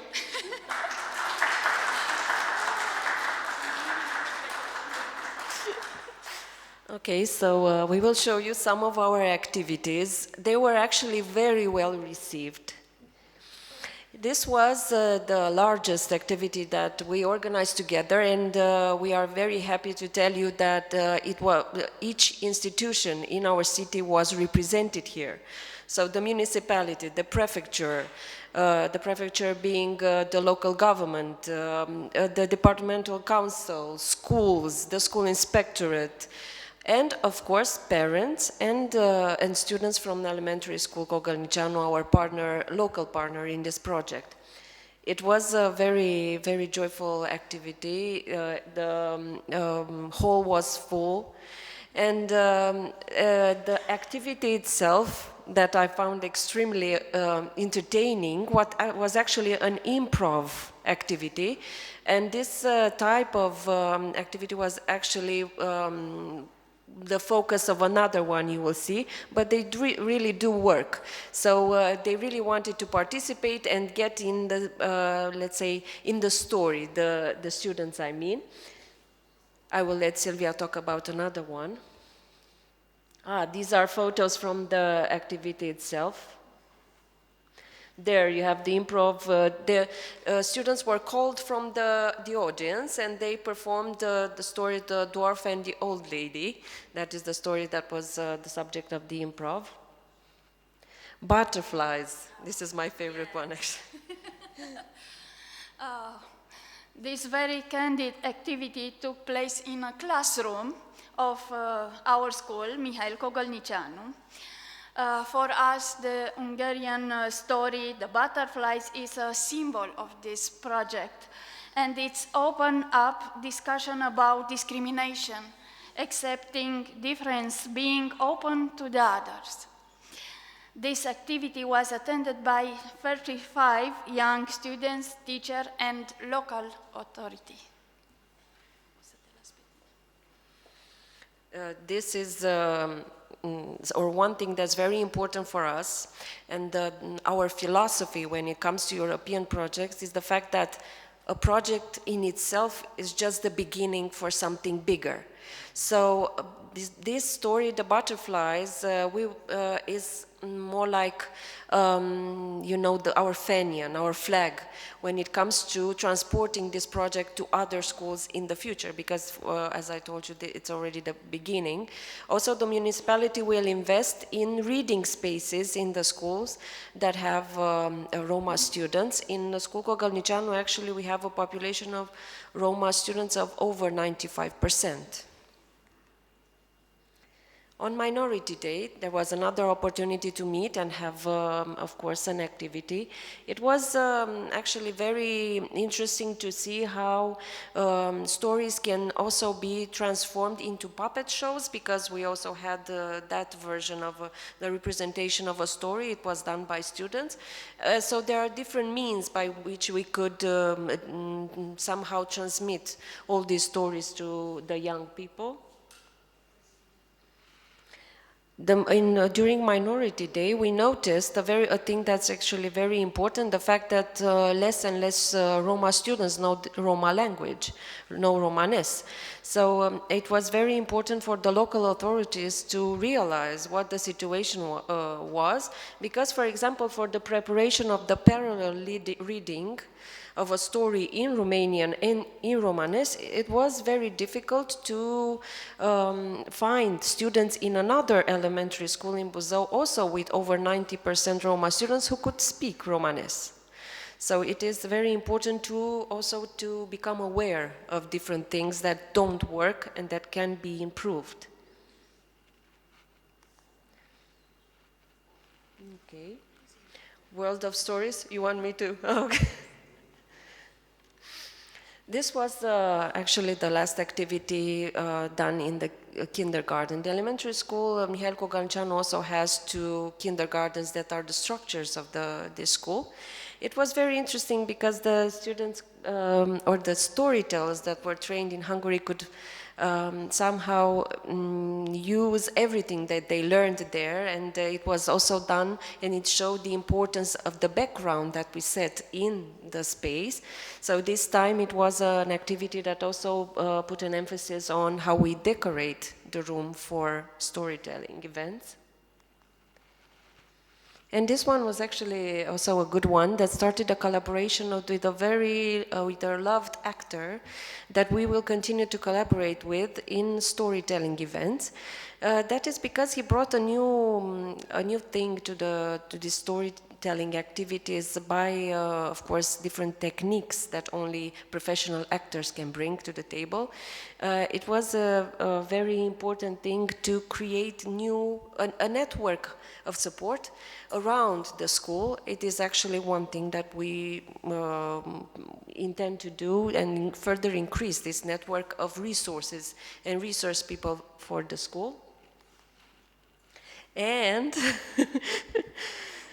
just a surprise, I don't know if it's a surprise, I sent you the presentation earlier. So just some memories from Hungary, because as the girls came back, the storytellers came back from the training, I realized that it was actually the beginning of the rest of our lives. So something popped, something changed.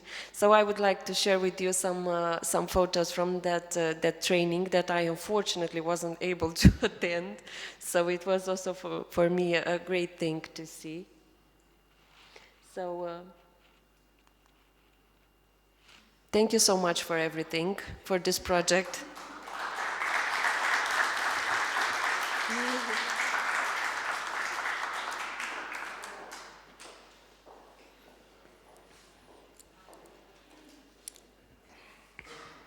Hello, everyone. First of all, I want to introduce myself. I am the legal representative of Izmir district of Izmir Karabağlar district of Ministry of Education. I bring you many greetings from the children who have smile and shining eyes from Turkey. And I don't want to take too much time. My speech and my presentation takes approximately 1 hour, not much. I know that I'm the lastest person and the catering are waiting for us. And I want to start, but before the beginning of my presentation, I want to say many thanks to the Macedonian friends for their hospitality, and many thanks to Ronald and Isabel for encouraging us and leading in the whole process in the project. Thank you. First, how we started? We started after the Hungarian, we take education from the Sagat universities about the storytelling. We become the storytellers. Two of my colleagues and me went to Hungary, and we educated in the area of the storytelling. And we trained 15 participants were educated for 4 days in Izmir, and we invited some experts and some people. For example, we invited a headmaster from a school, and the major of the students were Roman community, from the Roman communities. Can you start the video, please? Just a small video. This is the from training the storytellers. No.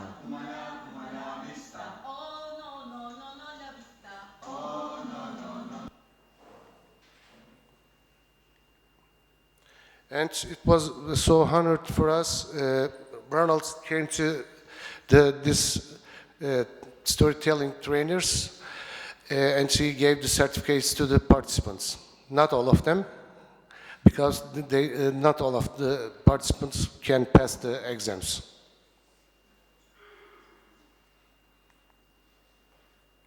And I wanted to mention that places where we implemented the storytelling events, we made more than 20 events. Sometimes we went to a seminar salon. We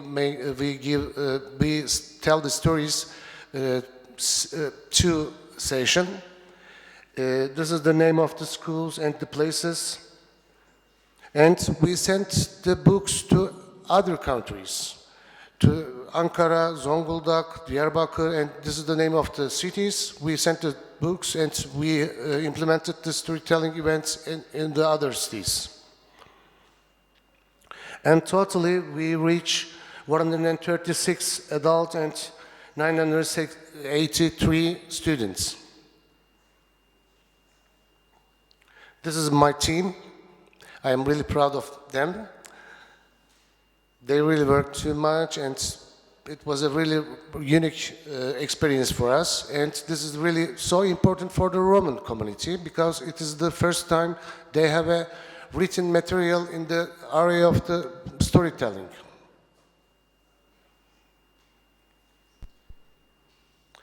And I want to introduce one of my friends and my colleague, Ayşe. Ayşe is the responsible person from the Roman community, from the government side.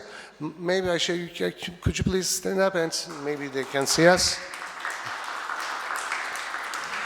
She prepared a small video. It's about the real lifestyle of the Roman culture, and we wanted to start our story events in the neighborhood of, this neighborhood of the places the mostly Roman people live in.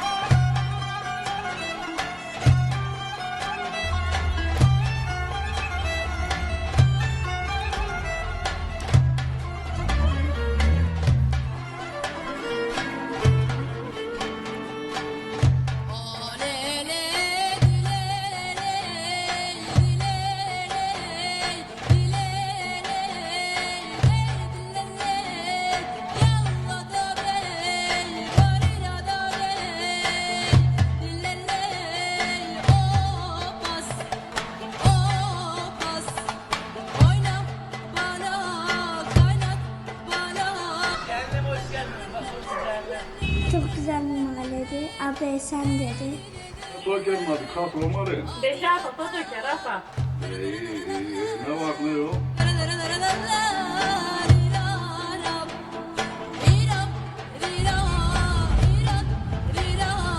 Biz böyle insanı seven insanlarız. Herkese kucak açıyoruz yani. The Roman people love all people, she said. This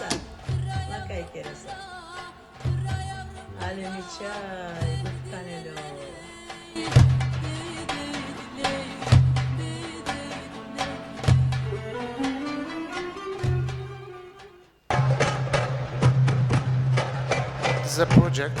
The Roman children learned how to play instrument. Thank you, Ayşe, again. And the first event we implemented in the streets, the neighborhood, especially Roman people lived.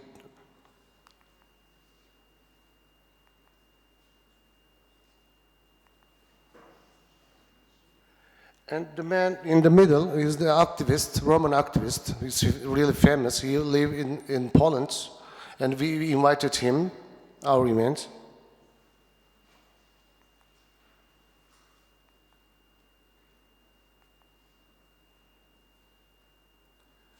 And almost nearly 50 adult person watched our event and listened to our stories.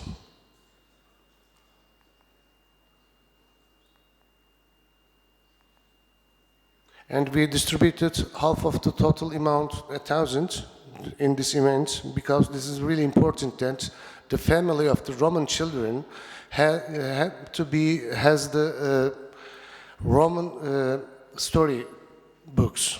It was really so important for them.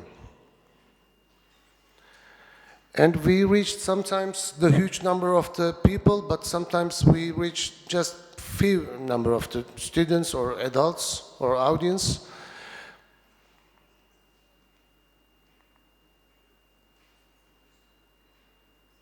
And our audience was sometimes adults, sometimes 4 years old children.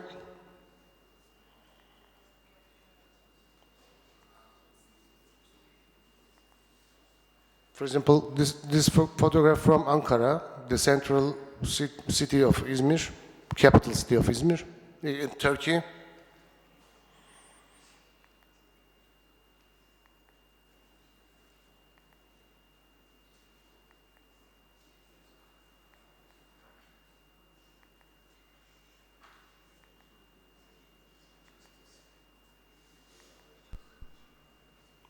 Could you please play the video? Just simple examples.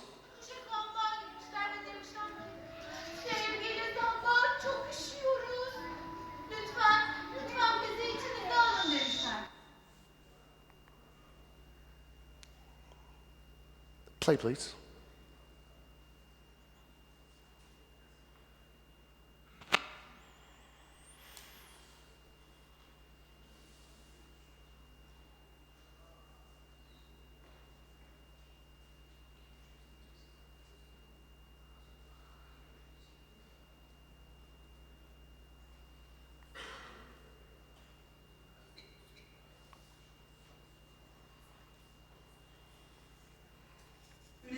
Daha uzak bir köyde yaşayan bir roman varmış.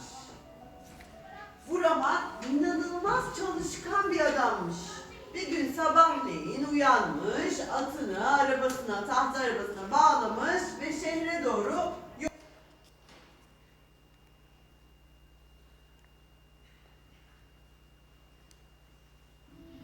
Kapıdaki adam şöyle bir bakmış.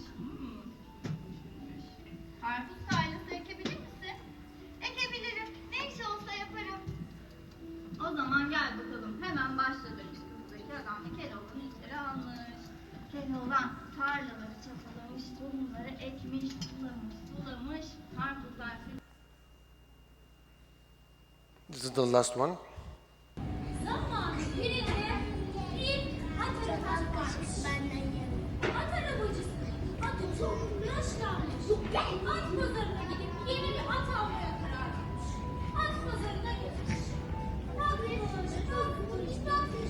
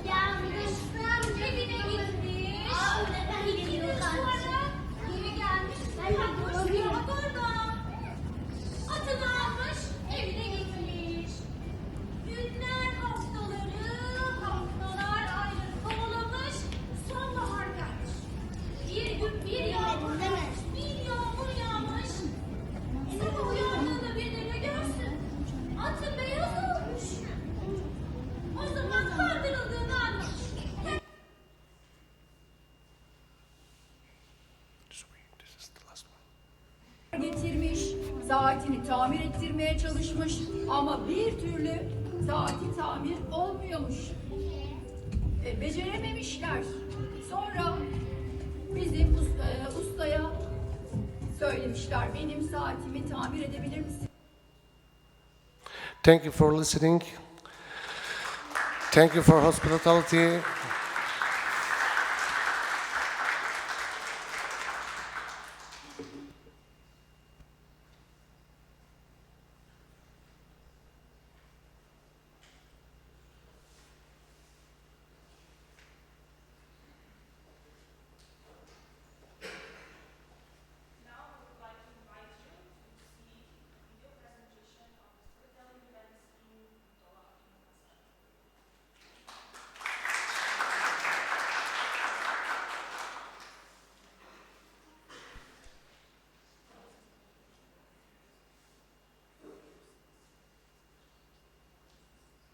Проектот Sasas Jekhvar Jekh си беше некогаш и сега ни овозможи да ја славиме моќта на раскажувањето преку низа незаборавни настани. Овие настани не само што ја оживеа магијата на традиционалните европски бајки, туку ја донесоа нивната полка поблиску до новите генерации. Спроведените настани за раскажување на приказни во Северна Македонија се следните. На 3 ноември 2024 година се спроведе настан во хотел Милениум Битола, на кој присуствуваа 25 млади. На 10 ноември 2024 година во интимен театар Битола се спроведе настан со 24 ученици и еден возрасен. На 11 ноември 2024 година во едукативниот центар на Сумнал во Скопје се спроведе настан на кој присуствуваа вкупно 43 деца и возрасни. Следните настани се случија на 19 ноември 2024 година, и тоа едниот во Централното основно училиште Свети Кирил и Методи во село Бучин, Крушево, со 20 ученици и 5 возрасни, а другиот во Подрачното основно училиште Свети Кирил и Методи во село Светомитран и Крушево, со 17 ученици и 2 возрасни. На 3 декември 2024 година следуваа настани во Крушево. Еден во градинката Гонча Туфа со 45 деца и 7 возрасни, а другиот во основното училиште Никола Карев со 23 ученици и 3 возрасни. На 5 декември 2024 година се спроведе настан во градинката Снегулка во Битола со 46 деца и 6 возрасни. На 13 декември 2024 година повторно се вративме во Централното основно училиште Свети Кирил и Методи во село Бучин, Крушево, да спроведеме настан со дополнителни 28 ученици и 2 возрасни, но исто така се спроведе и настан во Подрачното основно училиште Свети Кирил и Методи во село Пресил, Крушево, со 40 ученици и 3 возрасни. За крај спроведовме голем настан на 16 декември 2024 година во Битолскиот театар, на кој присуствуваа вкупно 314 возрасни и ученици. Големиот настан во Битолскиот театар за нас е еден од извонредните резултати, на кој присуствуваа 257 ученици од основните училишта во Битола и 57 возрасни.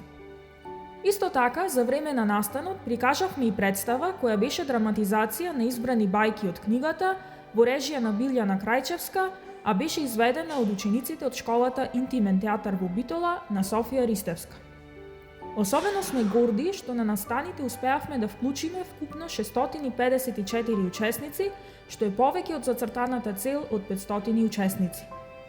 Горди сме и на нашите едуцирани раскажувачи Драган Јанковски, Дерија Мефаиловска и Селина Исовска, кои на 16 декември 2024 година во Битолскиот театар се истакнаа со својата изведба на избраната бајка од книгата. Видеоинсертите во продолжение сведочат за нашиот успех, како и за успехот на овој прекрасен проект кој ви носи избрани ромски бајки од 8 различни држави во Европа на дланка. Готви и му помагала на својот маж да ги чува овците.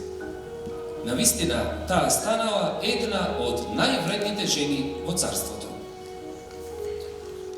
Царот го видел сето тоа и се заплаша, како неговата ќерка принцеза толку лесно го прифатила животот.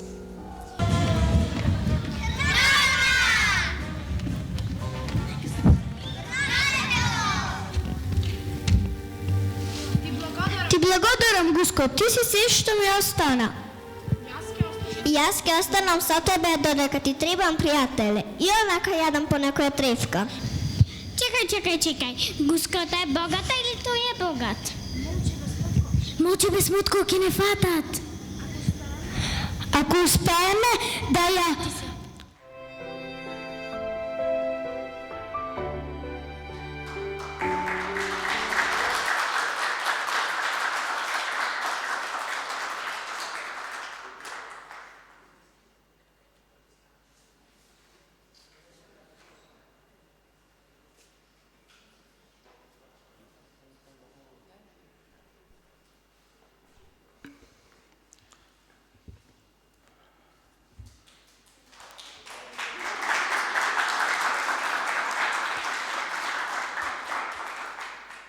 I did not say one word.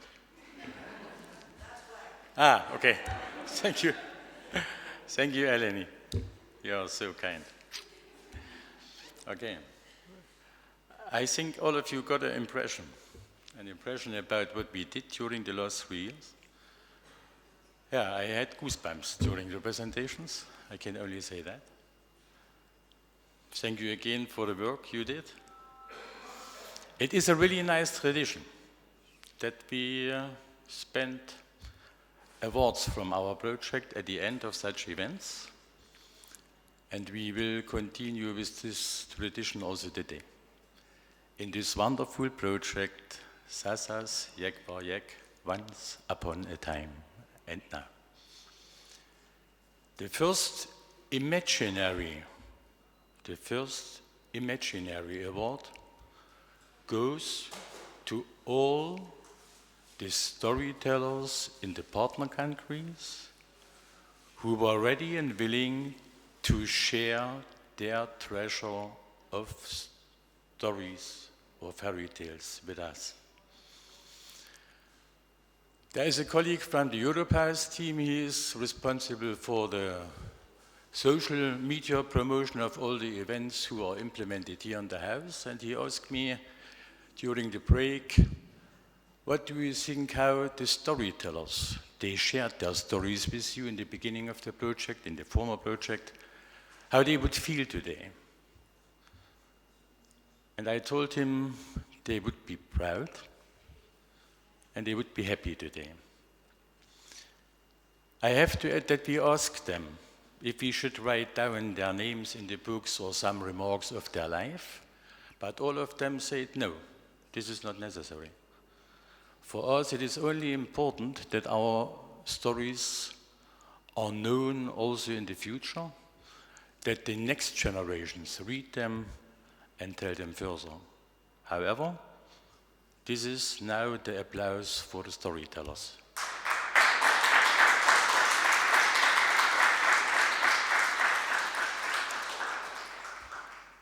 So the second imaginary award goes to the project team. To stay more than 5 years together and to implement such a project, apart from their own work and all the challenges we met during the last 5 years, including the corona pandemic, we forgot already. It is really hard to do such a work. And it is really hard to reach all the results and to solve all the difficulties and all the issues. We did it, again in a really nice manner. I think we did it in a circle of friends. This is the basic of our collaboration. And I can only say again, I'm really, really proud of you. I like to work with you. I really appreciate your work. And I would really like to continue the work with you.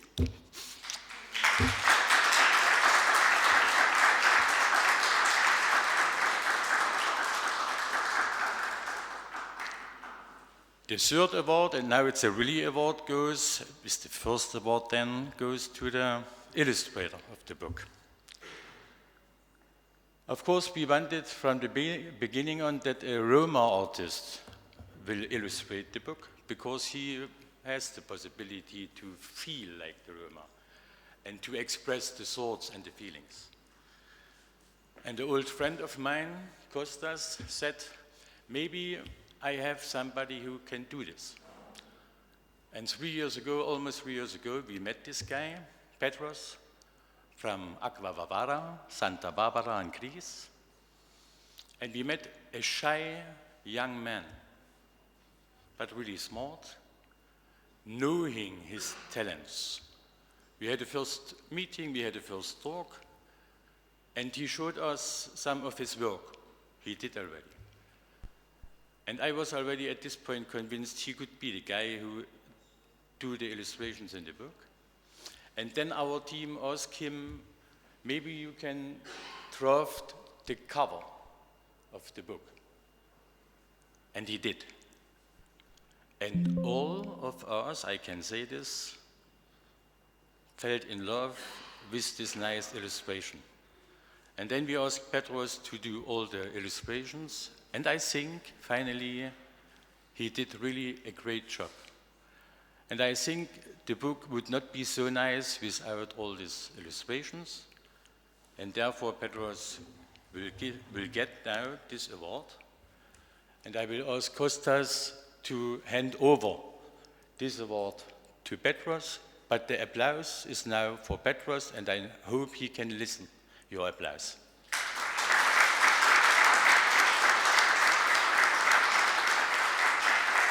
For Petros. So I like to ask Kostas if he would like to say some words there.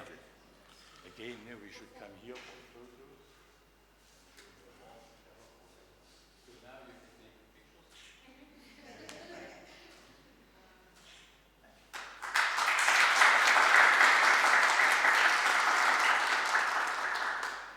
Καταρχήν, να σας πω ευχαριστώ πάρα πολύ για την πρόσκληση. Είναι τιμή μας και μεγάλη χαρά, αλλά και μεγάλη συγκίνηση που φτάσαμε στην τελική ημερίδα στην όμορφη Μπίτολα. Είναι η δεύτερη φορά που ερχόμαστε.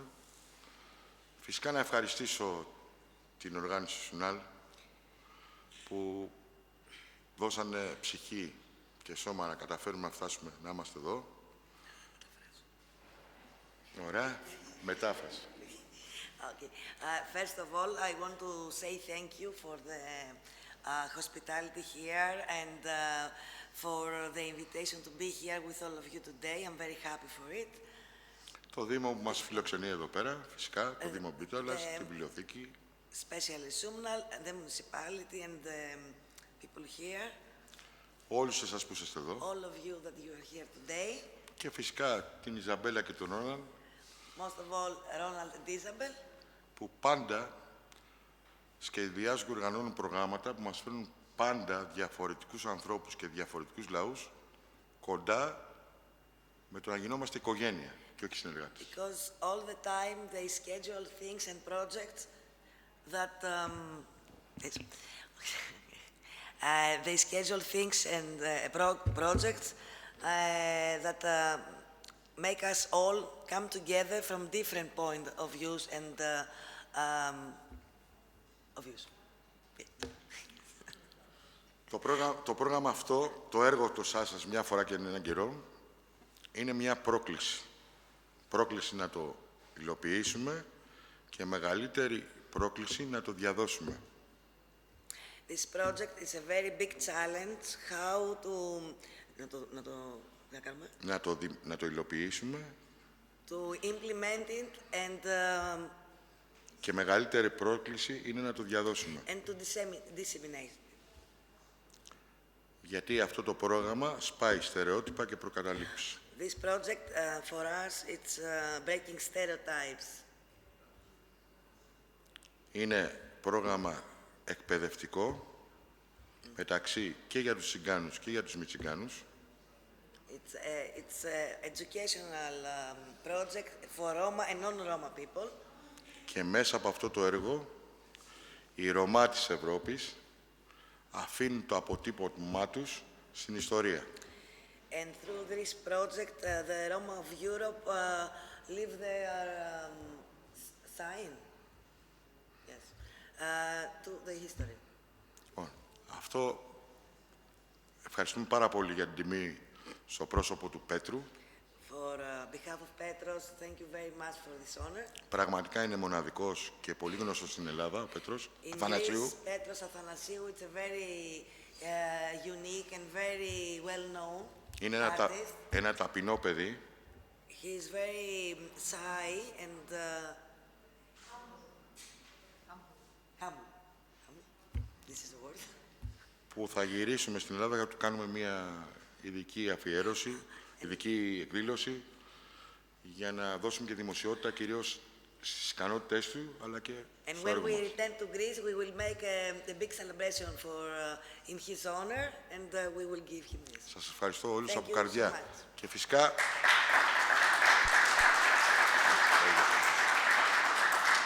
Και φυσικά οφείλω να ευχαριστήσω από καρδιάς τους συνεργάτες μου, την ομάδα, τους Έλληνες διαμεσολαβητές και συνεργάτες, την Κατερίνα, τη Λία, την Ελένη Καραφιλίδου, τη Δανάη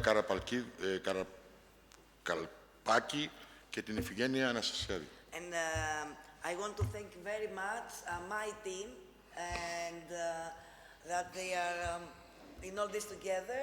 Katerina, Leah, also Eleni Karafilidou, Δανάη Καρακαλπάκη και Ιφηγένεια. Και εσένα φυσικά. Thank you very much.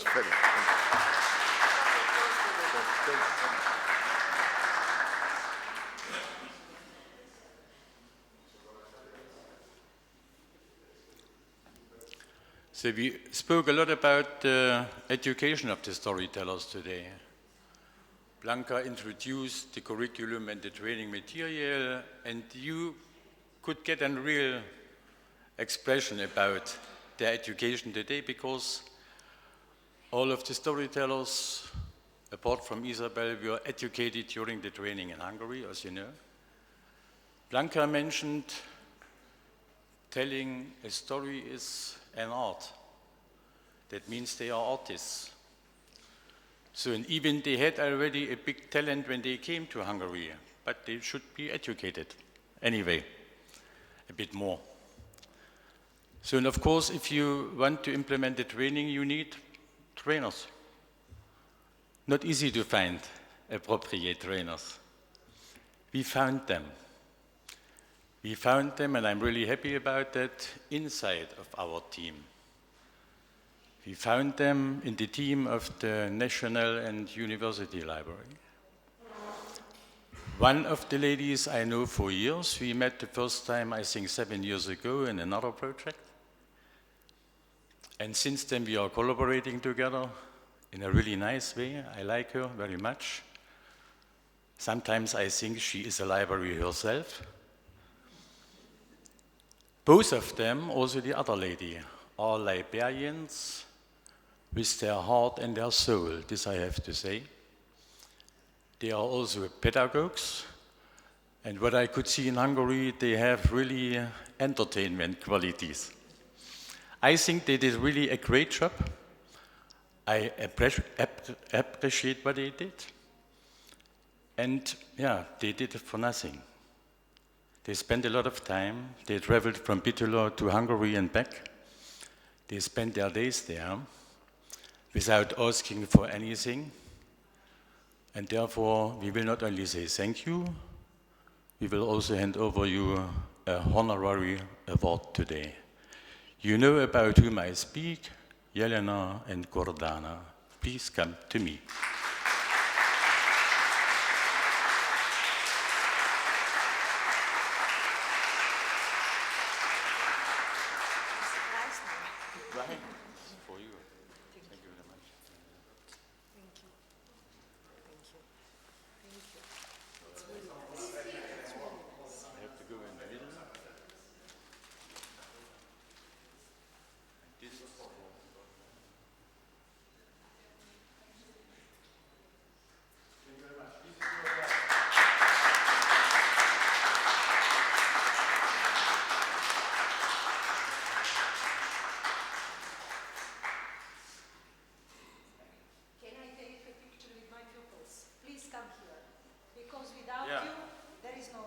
The storyteller should come. all the educated storytellers to come, yeah.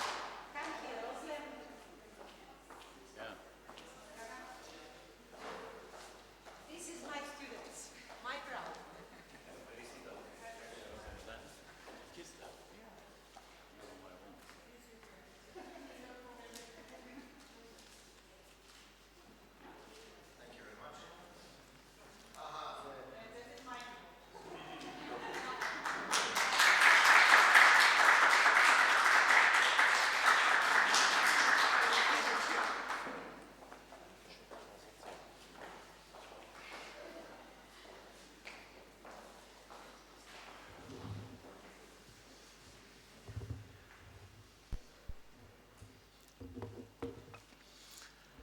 The next honorary award goes not to a single person, goes to a team.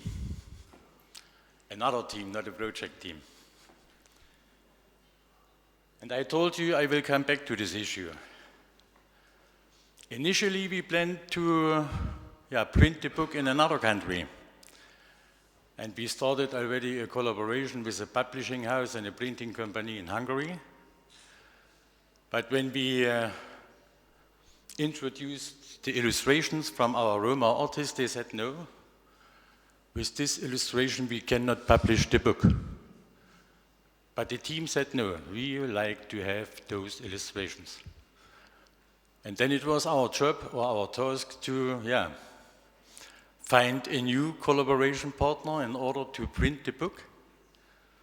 And not only to print the book, printing a book, this I know now, is also an art.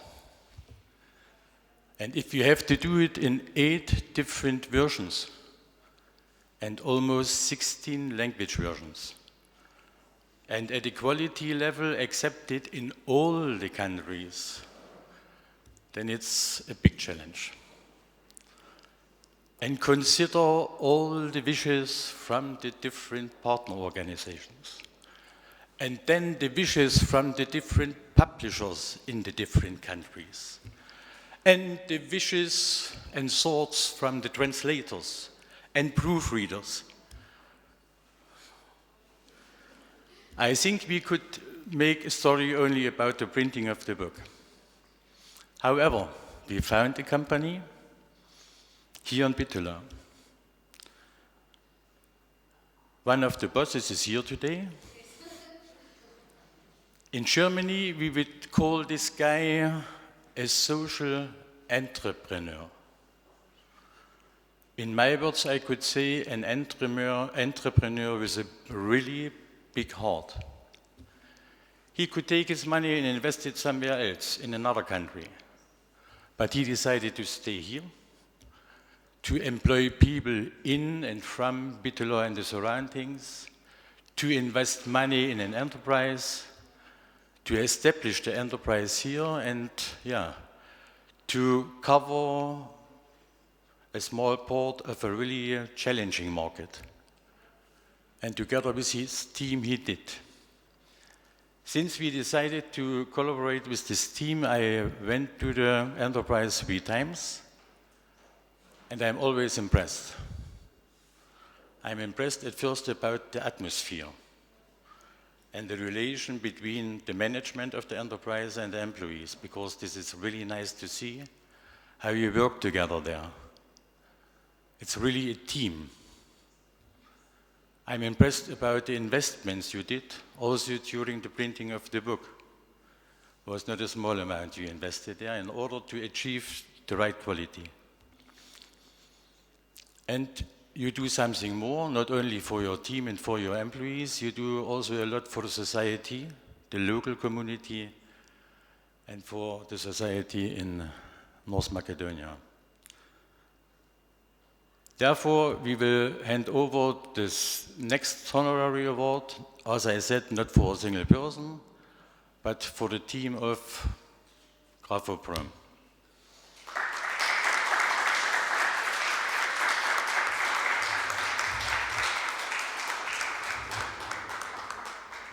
This is the award. So when we thought, okay, also the employees should have something, not only this award, they can only look at it. And therefore we bought something to eat and to drink.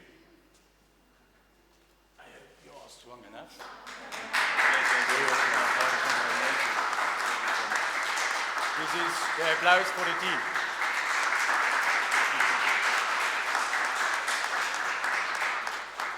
If you like to say something, feel free.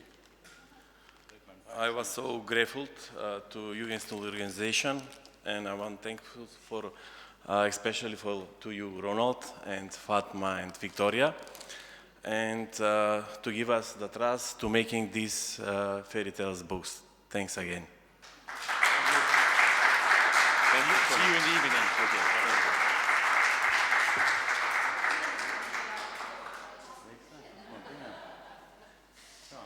Okay. So now we come to a special moment also for me. Actually, I'm not nervous today. I am, or now, a little bit. Maybe I should inform you that we started to establish a European network in 2007. The European Network Mentors of Europe's Diversity. And the main goal is, to make it short, to give a stronger voice to the Roma communities at the European level. All of our partner organizations are also members in this network. At the moment, we are 30 member organizations from 14 European countries.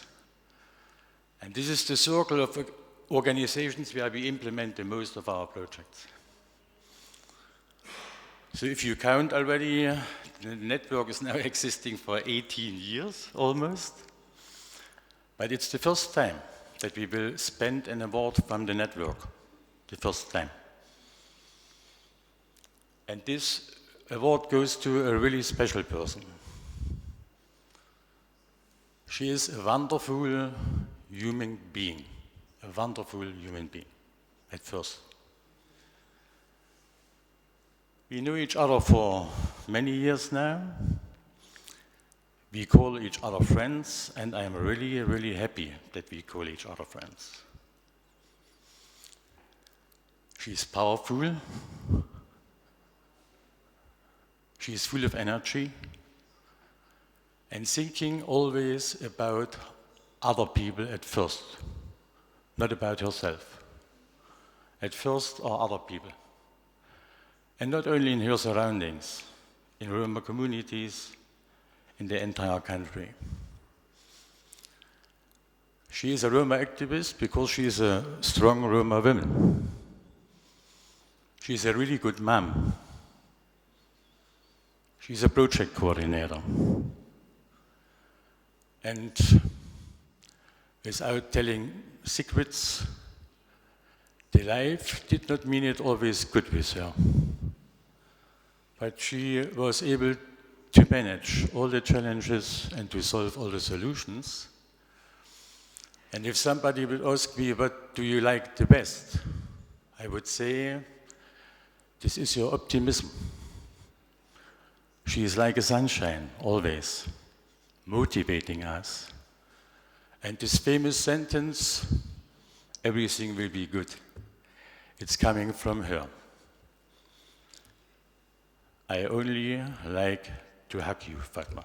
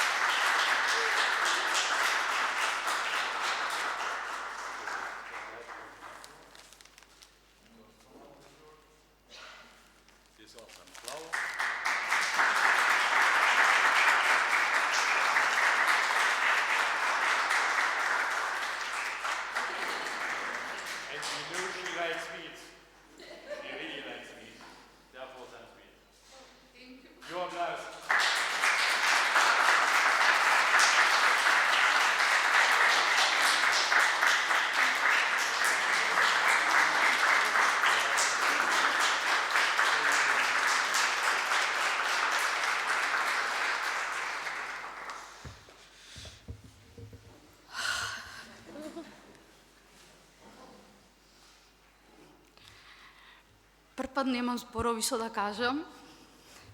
толку ме допре во срцето. Ти благодарам. Навистина сум среќна и благословена, затоа што веќе толку години соработуваме. Меѓутоа, среќна сум што можеме да ги видиме промените, што можеме да ги правиме и се видливи. Денеска сме тука токму за да можеме да видиме промени, гледаме многу прв пат работи што ги реализираме, прв пат велиме за историјата, ги правиме и ова еден таков настан кој што прв пат го организираме како библиотека, како во Битола, меѓутоа и во рамки на европскиот проект. Навистина сум среќна уште еднашка што ве запознав, меѓутоа како и луѓето кои што соработуваме. Навистина животот е многу тежок, полн со предизвици, меѓутоа секогаш, ја како што велам, мораме да тераме. Јас им благодарам на библиотеката што имам поддршка да реализирам. Им благодарам на луѓето, на колешките кои што се дел тука, кои што беа вклучени, меѓутоа сакам да се заблагодарам на мојата Викторија, што секогаш е тука 24 часа, што многу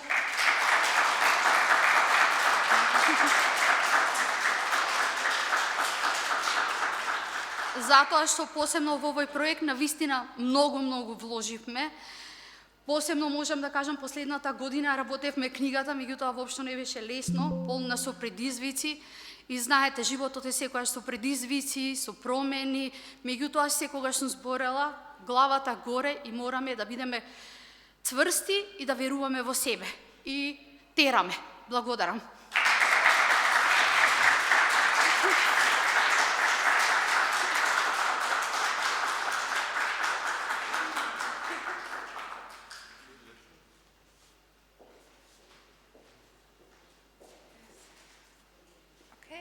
So actually we are through with our program with a very emotional ending. Fatma, you are an honored person already, but you know that this comes from our heart, from the heart of all the network members. So yeah, I would wanted to add this. Okay, that's it. Thank you very much for coming, for your... What's that? Од име на библиотеката, од моје лично име би сакала исто така да и јас исто така благодарница да им доденам на Югенстил, на Роналд и на Изабел.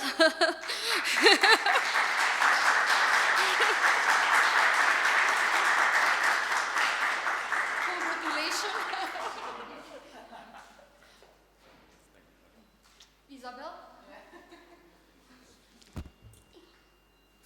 И би сакала исто тука да додат колешките Елена, кој што беше Гордана и Вики, делот од библиотеката кој што секогаш бевме. Вики, повелете.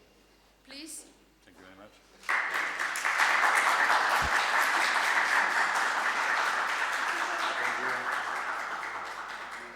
Една заедничка фотографија.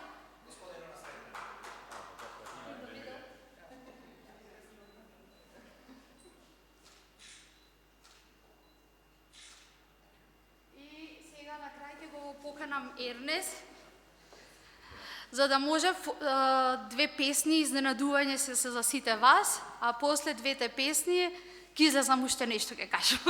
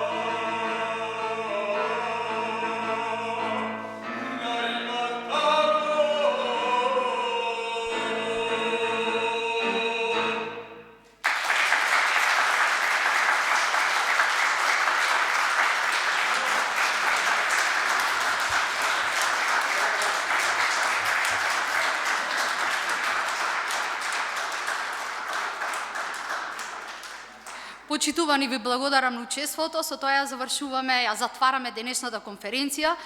Повелете на мало освежување, а ние повторно остануваме во неформално дружење со Ернест. Ви благодарам на сите.